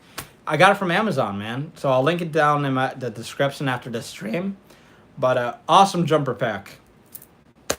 Haven't had no problems with it. I use it all the times at my job. I use that at home. I use that the other dealerships I've been at. Every dealer and shop I know has that style jumper because it's the best of the best. Only downside is it's a little bit heavy. All right, let me make sure I didn't miss anything. What's a good digital torque wrench to get? 1/2 inch or 3/8? 3/8 is going to be generally for lower torque stuff. So like if you want like from 5 all the way to 80 or 100, whatever, you want the 3/8 because 3/8 is generally going to be that lower torque figure. 1/2 inch is generally going to be like 50 foot-pounds and up, all the way to 250 probably. But a good recommendation with brand, Snap-on has the best of the best digital torque wrench, but the problem is they're very, very, very expensive. But Matco sells a good set. Gear Wrench has a decent one. I think I don't remember if DeWalt sells one. I could have sworn DeWalt sells one, but I don't know if it's good or not. But yeah. Here, one second, guys. I'll be right back. 1 second.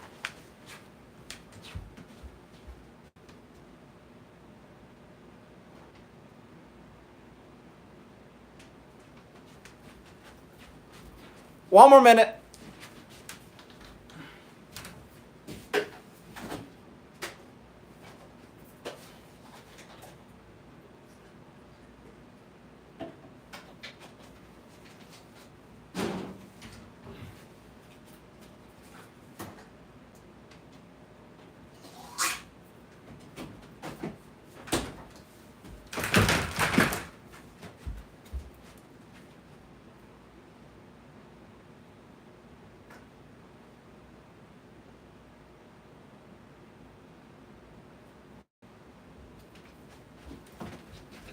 Okay, I'm back. Sorry. Whew, had to run. Okay, so our torque wrench adapter is accurate and consistent even for torquing down a cylinder head. Yes, they're pretty accurate. Just depends on the brand that you get. Some brands are more accurate than others.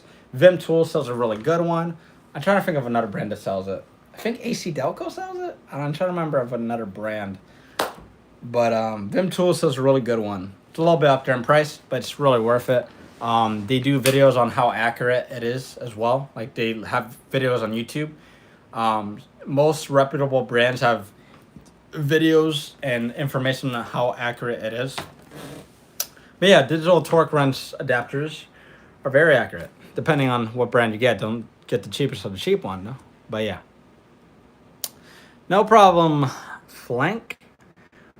What you personal favorite motor oil brand? Personal favorite oil brand? That's a good question.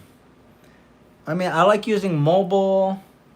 I like using Valvoline's pretty decent. I'm trying to think.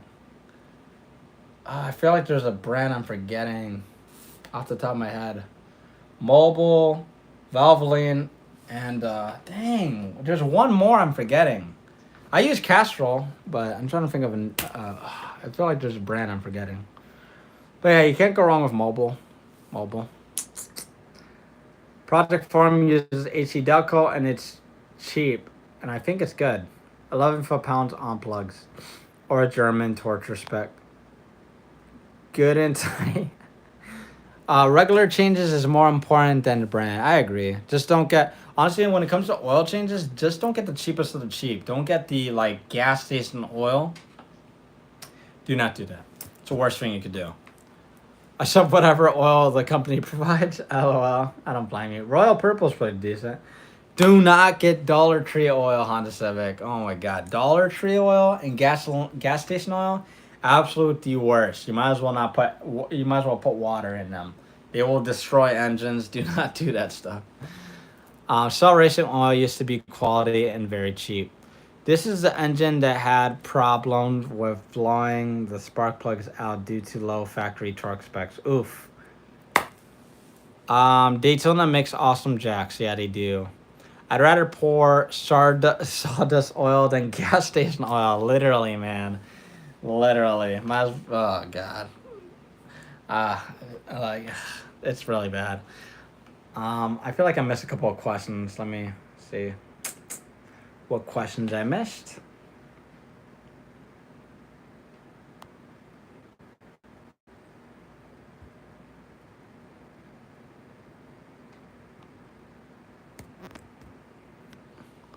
Oh my God, those 4.6 Trident engines. Yeah, I've had to deal with that. I had one personally. And it was a pain in the butt. I didn't torque it to its back. I just tore it in it, tightened it as tight as I could. It was on a car I had back in the day. But I tightened that as much as I could by hand. That shit was horrible. Yeah, that was an issue. 2,500 trans depends on the prices of each. Cheapest isn't the way, always the way, best way though. Yeah, they blow out spark plugs. It's a common issue with the Ford Tridents and with the V6s for those Mustangs as well.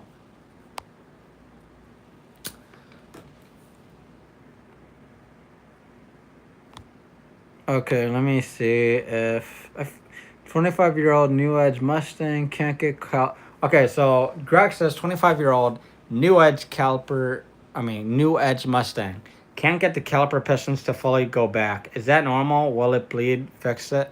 Okay, this is the rear. You're most likely talking about the rear calipers, right? If it's the rear calipers, it's because it needs to be twisting to go back. You need to get a specialty tool that'll twist the calipers to retract back. If you do not get the specialty tools, you will not be able to compress the pistons. Now, if you have the specialty tool that's still not going back, it's because the calipers are most likely bad. Either the caliper's bad or the brake hose is seized. You know, so yeah, so that one of the two.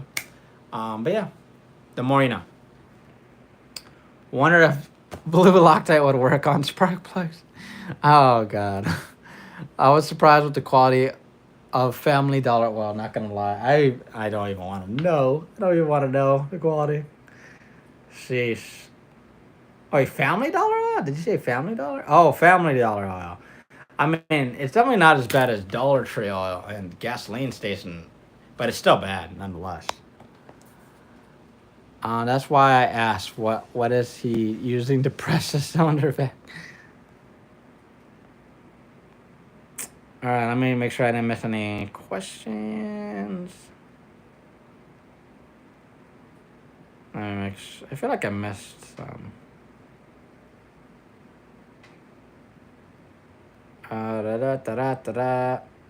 Ingersoll will last your entire career. Yes, Mark Olson, you are absolutely right. Yak Fiston says, oh, and of course, how's the little lady doing this evening? Running you ragged. Get her a PS5. Hope it helps. Yeah, she's actually doing good. She's sleeping right now, which is why I'm able to do this live stream. Yeah, my beautiful daughter's asleep right now. But she might wake up. If she wakes up, I might have to end the stream a little early, you guys. Let's see. I feel like I missed another question. What is your favorite impact socket brand? Chris R says, what's my favorite impact socket brand? I'd say Mako, Sunex, Capri Tools. I feel like there's one more. Here. Yeah, those are my absolute favorites. So, Mako, Sunex Tools, and Capri Tools sells awesome impact sockets. Now, if you're going with one of the cheapest, definitely Sunex and what's it called? Capri Tools go hand in hand. They're both pretty affordable, so it's a good toss up between those two brands. But yeah, those are my favorite impact sockets. Guys, if you are joining the stream for the first time, again, drop a comment down below on any questions that you have about mechanics, about becoming a mechanic, about any tips for being a mechanic, about the field, about your car, about any tips you want, any tools you want. 30 like people, that's awesome, guys. If you smash that like button, I see 39 people here, so smash that like button, guys. Best frame paint. Honestly, I don't have too much. I don't remember off the top of my head. I think there's a paint called PDR. I don't remember off the top of my head. It's PD something. But yeah, I don't remember off the top of my head though. Uncertain like Cobalt sockets. Cobalt has a lot of good stuff, so I wouldn't knock Cobalt at all. But yeah, guys, if you are joining the stream, be sure to drop a question. Any questions that you want answered, I will answer it down below. Now I'm going to change it to my Gearheadbryan merch shirt. Hold on. Gearheadbryan merch shirt. So I'll be right back so I can change into it.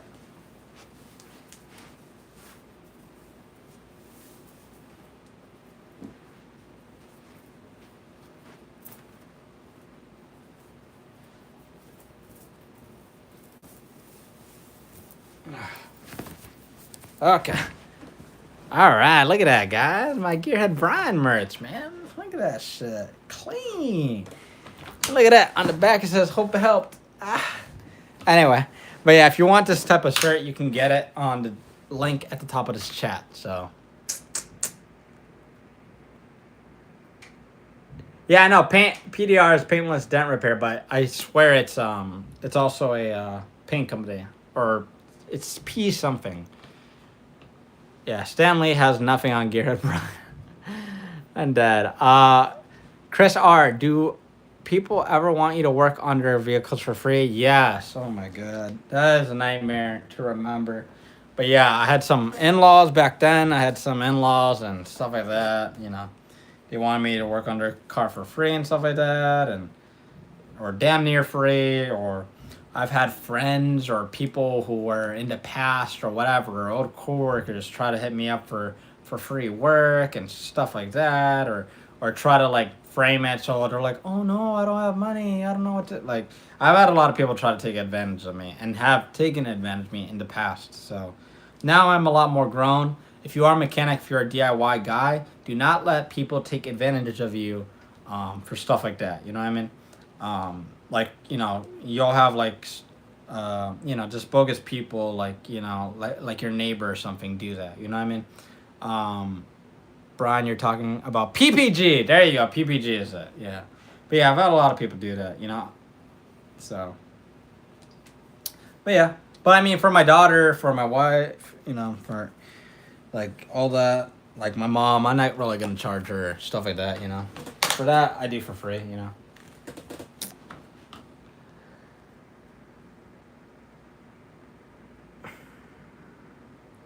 Do you think buying tools in... Okay, Dusty Pinecone says, do you think buying tools in garage stores, flea markets is good? That's how I've built 70% of the toolbox, but maybe only I find it cool to have chaos of brands in my toolbox. Yeah, I think it's a very good idea, you know?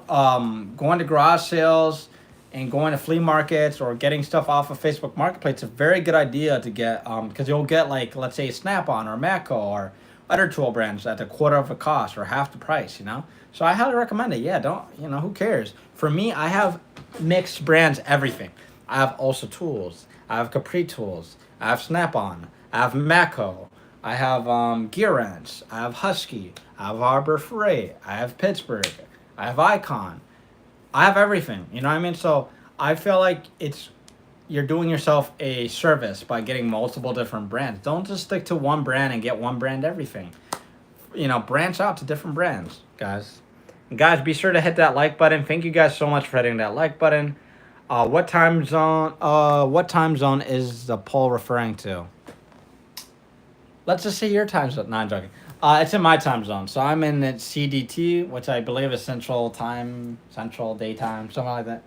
So yeah, over by me, it is 11. Hey guys, actually, let's ask you guys in the chat, what time is it for you right now? For me, it is 11:22 p.m.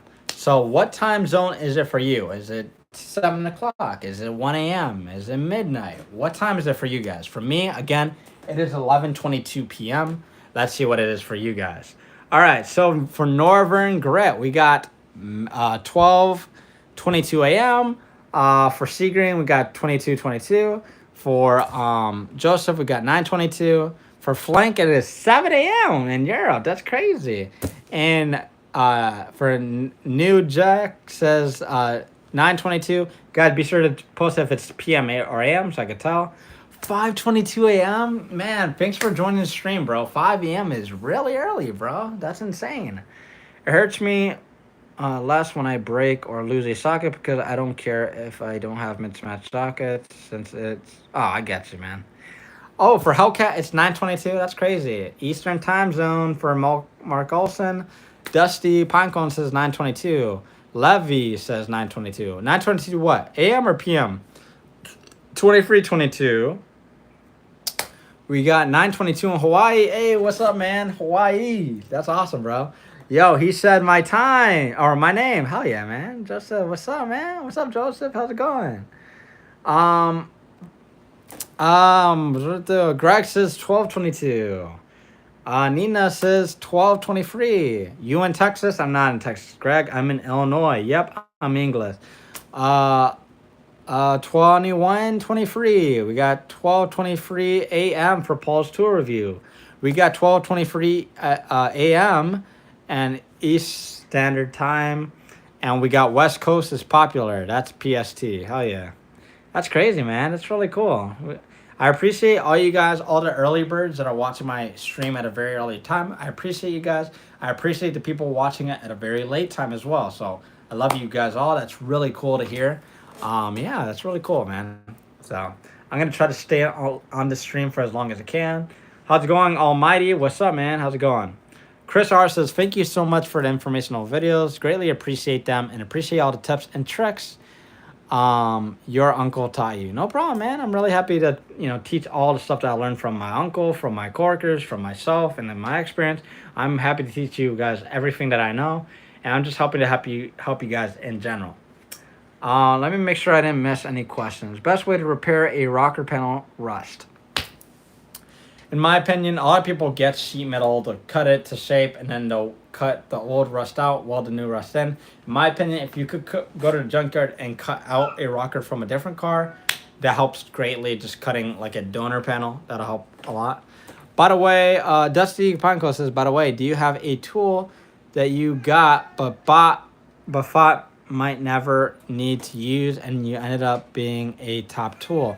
For me, it was picks to unlock connectors. Yeah, that was me as well, because I'm like, man, I never use picks, bro. I never use picks. I never use curved picks. Now, absolute game changer. So yeah, picks for me, game changer. I'm trying to think of as well. I think electrical disconnect pliers. When I never bought one, I was like, that's a stupid tool. Why would I ever use electrical disconnect plier? I bought one. I use them all the time now, guys. Electrical disconnect pliers are awesome. All right. So, do you use auto AVE? If so, do you have all three makes? I'm not sure what you're talking about, Northern Grit. Can you rephrase that? I love Shuffle Dance. I learned a lot from you, bro. No problem, Almighty Gaming. No problem. Aside from buying a shirt, how do we support you? How do you support me? By smashing that like and subscribe button, guys. But yeah, I appreciate you guys being on the channel in the stream, and I love you guys. You guys are awesome. Any ways that you can support me is just by buying shirts, buying any of the tools that I have listing in my link tree. Literally any tool that you buy helps me out. Either like some of them help me out, some of them don't help me out, but I just would rather have you guys buy the tools that help you out. So any tools that you buy in the link, some of them might help me out. It'll give me it'll, what's the word? Oh, I'm affiliated with some of them, but there's a good amount of tools I'm not affiliated with. I just want you guys to get the tool in general. So help yourself to any of the tools that are in the links at the top of this chat or in my YouTube channel description. Regardless, I hope it helps. So, where do I work? I work in Illinois, man. I work in Illinois, in a shop in Illinois. Do you ever rebuild motor and transmissions? Yes, I do, but for myself. I don't do it for customer cars. I've done it on my cars, but I don't do it for customers. What hair products do I use? I use water. I'm joking. Yeah, I generally use water, or I'll use I use another company. I think it's called Sia. What is it called? I forgot the name. I forgot the name of it, but it's I think it's Sia Moisture, something like that. Forgot the name. I'll be sure to check later though. Disconnect pliers added to the shop list. Yes, they're awesome. They're very affordable, man. The cheapest ones are like $10, and if you want like the ones that can get into very tight spots, those are only $20. But best 10 to $20 I ever spent. I have a vice grip style hose disconnect tool that is a game changer. I gotta check that out. I don't have one. Have you tried Astro Nano sockets? Yes, but I thought you meant the Astro ratchet. But yes, I have Astro Nano sockets. Awesome game changing tools. Absolutely love them. So yeah, Astro Nano sockets, highly recommend. I actually have them linked in the link at the top of this chat. But yeah, they're really cool. They're also linked at my channel description as well. Subscribing is no brainer. You're so much more helpful than the few money it costs to sub. No problem, man. Yeah, I'm really happy to, I'm really glad that you're subscribed and everything. Brian got that 5W30 hair gel. That's crazy. That's hilarious. But yeah, thanks for subscribing, man. I really appreciate all the support from all of you guys. And, another way you could help is by hitting that subscribe button, by hitting that like button, dropping your question into the chat so I could answer it, dang it. But yeah, the best way that you could support me on this channel is by either picking up merch, but mainly it's just by buying any of the tools that you see at the top of the link in this chat or in my YouTube channel description. That is the best way you could support me at the moment. And I just appreciate you guys being subscribed to me and then being in this live. I love you guys all, and I really appreciate every single one of you guys. Where do you usually get your parts from? I get them all from Rock Auto or Amazon. It usually costs around 40 cents per sub usually. Really? Wait, what do you mean? I don't really get a kickback for subscribing. I just get your guys' attention. I just get you guys for subscribing. It's not, I usually don't get 40 cents per subscription. Honestly, it shocked me how helpful and awesome your shorts are. And I'm not even a mechanic, but it's such a watchable content. Thanks, man. That's really cool, bro. What is Discord? Discord is essentially like kind of like a group chat, where you can go join, hang out. I have a Discord. Problem is I'm not as active on my Discord because I find my time management really poor. So it's hard for me to keep, keep on to track with, my regular text messages and my Facebook comments and Instagram comments and YouTube comments and YouTube and the emails. And so my time management's poor. It cost a YouTuber 40 cents to acquire each YouTuber. Wait, what? It cost a YouTuber 40 cents to acquire each YouTuber when they pay for it. Oh, I didn't even know you could buy YouTube followers. That's insane. That's kind of insane. I'm not gonna lie. That's really insane. I did not know that. Discord is a chat community app started with gaming and used for everything now. Yeah, I'm just I feel so old when it comes to Discord because I have it. I have one of my friends that's moderating my Discord, but I'm I gotta get back into it. I'll try to make an effort to really, grow on that Discord and help you guys with it. Tips on a gift to get for my brother. He is also a mechanic, but he is a minimalist, so nothing I buy catches his eye. I'll help you for sure. How seasoned of a mechanic is he? Is he a very master mechanic? Is he just starting out? Does he have a lot of tools? What kind of mechanic is he? And I'll help you tailor a tool to get him. I guarantee you though. I guarantee you, for sure, if he doesn't watch my channel, I guarantee you, if you get him this tool, he'll love you. I feel like he'll like it. He'll love you. So this is about $32, I believe. $32, give or take. This is a Free Apes Drive Nano Vim Tools ratchet. Now this Vim Tools ratchet is awesome because it's a very small ratchet that you genuinely keep in your pocket because it's that small, And this is awesome because it's a 10 millimeter. So this is a Free Apes ratchet regularly, right? Now it pops out, and now it becomes a ratcheting 10 millimeter ratcheting wrench, essentially. Now you can pop it back in like that, and it's not going anywhere. It also has this fine ratcheting disc right here. Look at that. Really nice. And it has this crowfoot attachment as well. So this is an awesome gift to get your brother. If he's really like very hard to buy for, I'd highly recommend you getting this. This is $32. It's really cool. Pretty much every follower that I have or mechanic that I know loves this. So I feel like he'll like it. You know, it's only $32. And, you know, it's really cool to have. I generally always have it in my pocket, and it helps me ratchet in very tight spots. So, how do you feel these game changer tools? How do I find these game changer tools? The way I find it is sometimes I'm scrolling through YouTube or I'm scrolling through Insta and I see a tool. I'm like, yo, I gotta have that.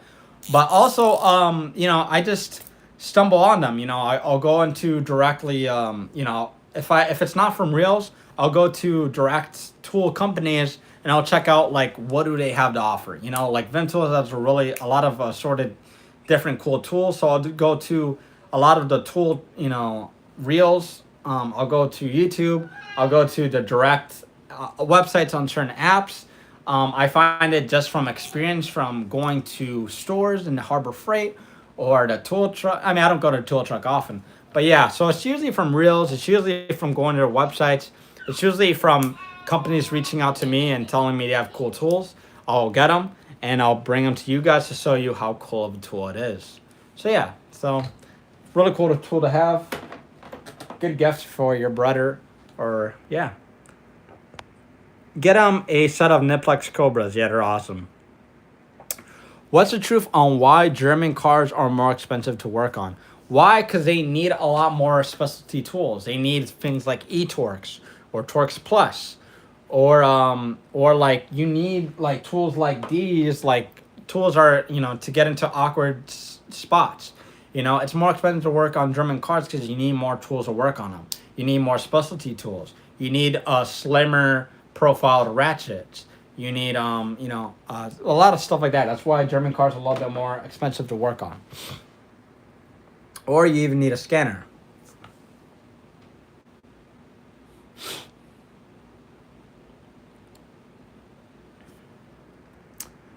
Would you ever make shorts about funny stories with customers where unusual, funny, or crazy stuff happened? I've done it before, but I think it flopped. I think the video flopped. I gotta maybe I'll do a re-upload on it. But yeah, I've done it before, and I'll be open to doing it. But yeah, I had a customer before. He freaking I did do an engine swap on a Lexus, and man, that Lexus. I heard you got to replace it. And yeah, I'll answer that question in a bit. But I was engine swapping a Lexus, and the guy just ripped the engine out. He broke the previous guy before me. Basically, I had a customer come to me just to drop the engine in. The other mechanic didn't finish the job. I understand why he didn't finish the job, because he just ripped the engine out. He broke the axles. He broke sensors and connectors and stuff like that. Like so many stuff he broke on the car. So it was just a complete nightmare. So yeah, I'm happy to, you know, post stuff like that. Bevy says, I heard you got to replace the engine in a VW every other oil change. Makes them more expensive. I heard you got to replace the engine in a VW every other oil change. Yeah, I mean, that's not like, it's not that drastic. But I mean, VWs nowadays can be pretty problematic and stuff like that. Especially if you don't change the oil change. Vim Tools don't advertise their tools that well. But wow, I'm very impressed by their tools. Yeah, honestly, Chris R, it's the same. They don't advertise their tools well at all. You know, in my opinion, they have really cool tools, and I barely heard about them. You know, I knew of them like vaguely, but like I really didn't know them until like I remember back then because I used them before. Like I think I had a friend who had Vim Tools, and then they did a reaction on one of my videos, and then I was like astonished. I was like, oh, that's cool that they liked my video, you know. And then I did a reel on them, so I was kind of back and forth. But it's once I got introduced to Vim Tools, I'm like, man, this is a gold mine, and nobody's talking about Vim Tools. It's the same, you know.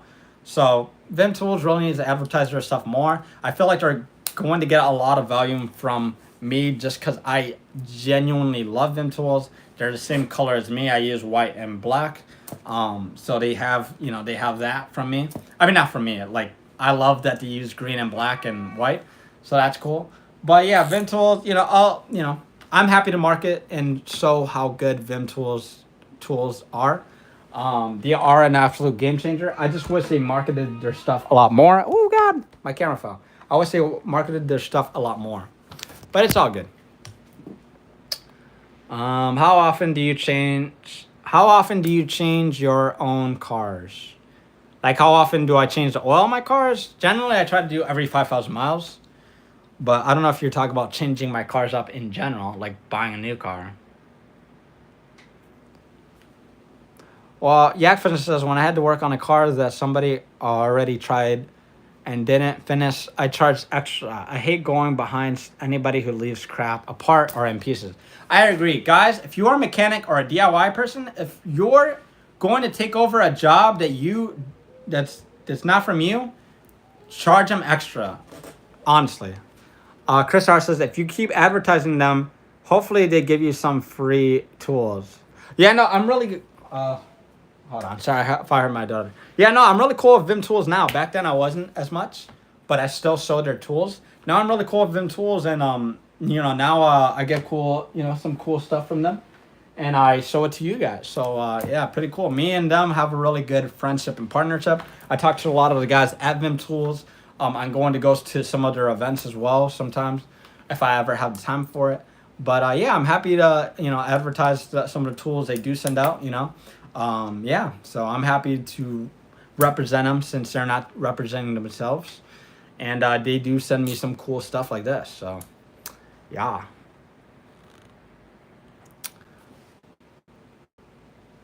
Chris R says, have you seen their new stubby ratchet? I love mine.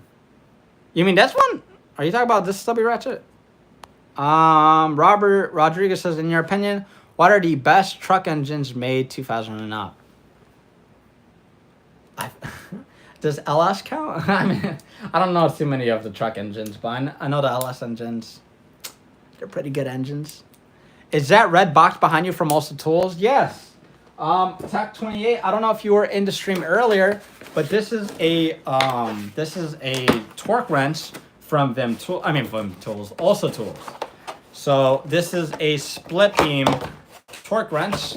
This is really nice because it goes all the way from 50 foot-pounds all the way to 250 foot-pounds. So really cool split beam torque wrench, and it has a flex head design. So really, really cool tool. So yeah, so the more you know. Yeah, this is from Also Tools, but Capri Tools sells this as well as Harbor Freight Icon sells it, and a couple other brands. So the more you know. How's it going, 75 Speed? How's it going, man? Happy to have you on the stream. I was just showing off this really cool flex head torque wrench. Really nice stuff. Tech 28 says, very nice. I have their free apes and I love it. Yeah, man, it's a really nice tool. I literally just got it in the mail today, so I'm going to go ahead and try it out. But it looks like a really good build quality. I love split beam torque wrenches. Really awesome. They're way more superior than the than the regular click style stuff. So yeah. All right. Let's see any questions I missed. Dusty Pinecone says, in our shop, we capitalize on being able to put impossible to fix cars back in the road. It's very cool, but also exhausting to be dealing with cars that are missing everything due to the last mechanic. I agree, man. Like, I feel you. Like, it definitely feels good fixing a car that's been through so many mechanics and you're trying to fix it. So it's definitely a very good feeling. All right, guys. I might have to end the stream soon because of my daughter. But let me see if I can answer a couple more questions. YouTube user says, I sub to your channel. I sub to your other YouTube channel just now.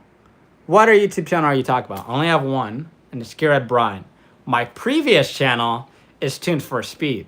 If you guys didn't know, you know. My previous YouTube channel is Tuned for Speed. But other than that, I don't have any other YouTube channels. So YouTube user, if you see another Gearheadbryan account, it is not me, But let me know exactly what the name of it is so I can tell you if it's fake or not. If it's Tuned for Speed, yes, that's my other YouTube channel. But yeah. Your Discord invite link has expired, so I couldn't join that. Yeah, I'll make a new Discord invite link. Hit the like button, folks. Yeah, hit the like button. What you got, Robert? Yeah, it was your link tree. Oh, in your link tree. Yeah, yeah. Tune for Speed. Yeah, that's my other one. Yep, that's my stuff. Ask Ven to send you a stubby flex head ratchet. Oh, I have that one. Chris R, I have that one. They sent me it. They sent me the 3/8 one and the 1/4" strap one. I have both, and they are super freaking cool. I love them. I don't use them as often, though. But I love this one the most. This is my favorite. But the other two, I do use them, just not as often as I thought I was going to use them. The only issue with split beam is that they don't reverse. So if you get a socket stuck on a lug nut, you can't pop it off the auto. Oh, I didn't even realize that. You got a good point. Yeah, that sucks. That sucks. I didn't even realize that. I forgot about that. I guess I didn't notice, you know? Yak of Tacoma. A lot of YouTubers get a second account built up alongside their main channel when they get it big, so they can have a backup in case YouTube messes with their main account. Yeah, I mean, YouTube user, what happened with me is that other account, my second channel, was my first channel. So that's my OG channel. That channel I started back like 2019, 2020. It was like it was long time ago. That was my first channel. I started it by making, I was doing videos on my 1989 Toyota Corolla. I did videos on how to repair it, how to fix it, tips and tricks on this car, stuff like that. And then eventually I branched out into a more broad, niche. And, I realized I felt like I could help more. And I had a better calling, and that's when I created Gearheadbryan with my buddy. He helped me with some ideas on making this Gearheadbryan stuff. So yeah, I started this channel, Gearheadbryan, when my daughter was born. So about 3 years ago. Yeah, started this channel about 3 to 4 years ago. I have never needed to torque a bolt to remove it. 22R engine with low oil pressure when starting. It goes away if I press the gas pedal. I realize kind of gray smoke coming out the exhaust sometimes. Thanks. Sounds like you have bad piston rings. Your piston rings are bad, and it's common for those 22RE engines to have bad piston rings. So your piston rings are most likely bad. I pretty much almost guarantee it. But don't take my word for it. If you don't take my word for it, do a compression test on it. Test the compression on every single one of those cylinders, and most likely the compression will be down. So I'm pretty sure you need piston rings on the 22RE. I had the same issue on my 4AGE engine. Chris R says, are you an Android guy or iPhone guy? I used to be an Android guy, but Android betrayed me, man. So I was Android for the longest, and then I got into YouTube, and I wanted a good camera, and almost every single YouTube I had, every camera I had has the crappiest cameras, and I was trying to get a better camera, and then I got a better camera phone. I got a better phone with a better camera, and it was still crappy. So I was like, you know what, forget this. I'm gonna go iPhone. I went iPhone, and I never looked back, because every single iPhone has a good camera for videos, for streaming, for whatever. Like, guaranteed. There are Androids that have good cameras, but guaranteed, if you get an iPhone, you're gonna have a good phone, a decent enough phone camera. So that's why I went iPhone. Now I genuinely like iPhone. So how are they compared to other automakers? The baby crying. I don't get Mama Bear upset. Oh, Sue. Hold on. I'll be right back. You okay?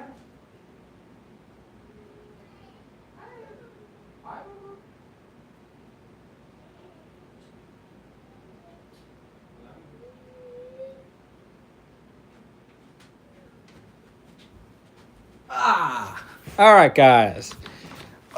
That just about ends the stream. I gotta go take care of my beautiful daughter. But Thank you guys so much for joining the stream. If you enjoyed the stream, be sure to please hit that like button. I do live streams like this every single Friday, and I'm going to try to do more spontaneous live streams like this, like at night, late at night. I'll try to do that more often whenever I can, but I love you guys so much. I know Yakfist and I gotta go, I'm so sorry.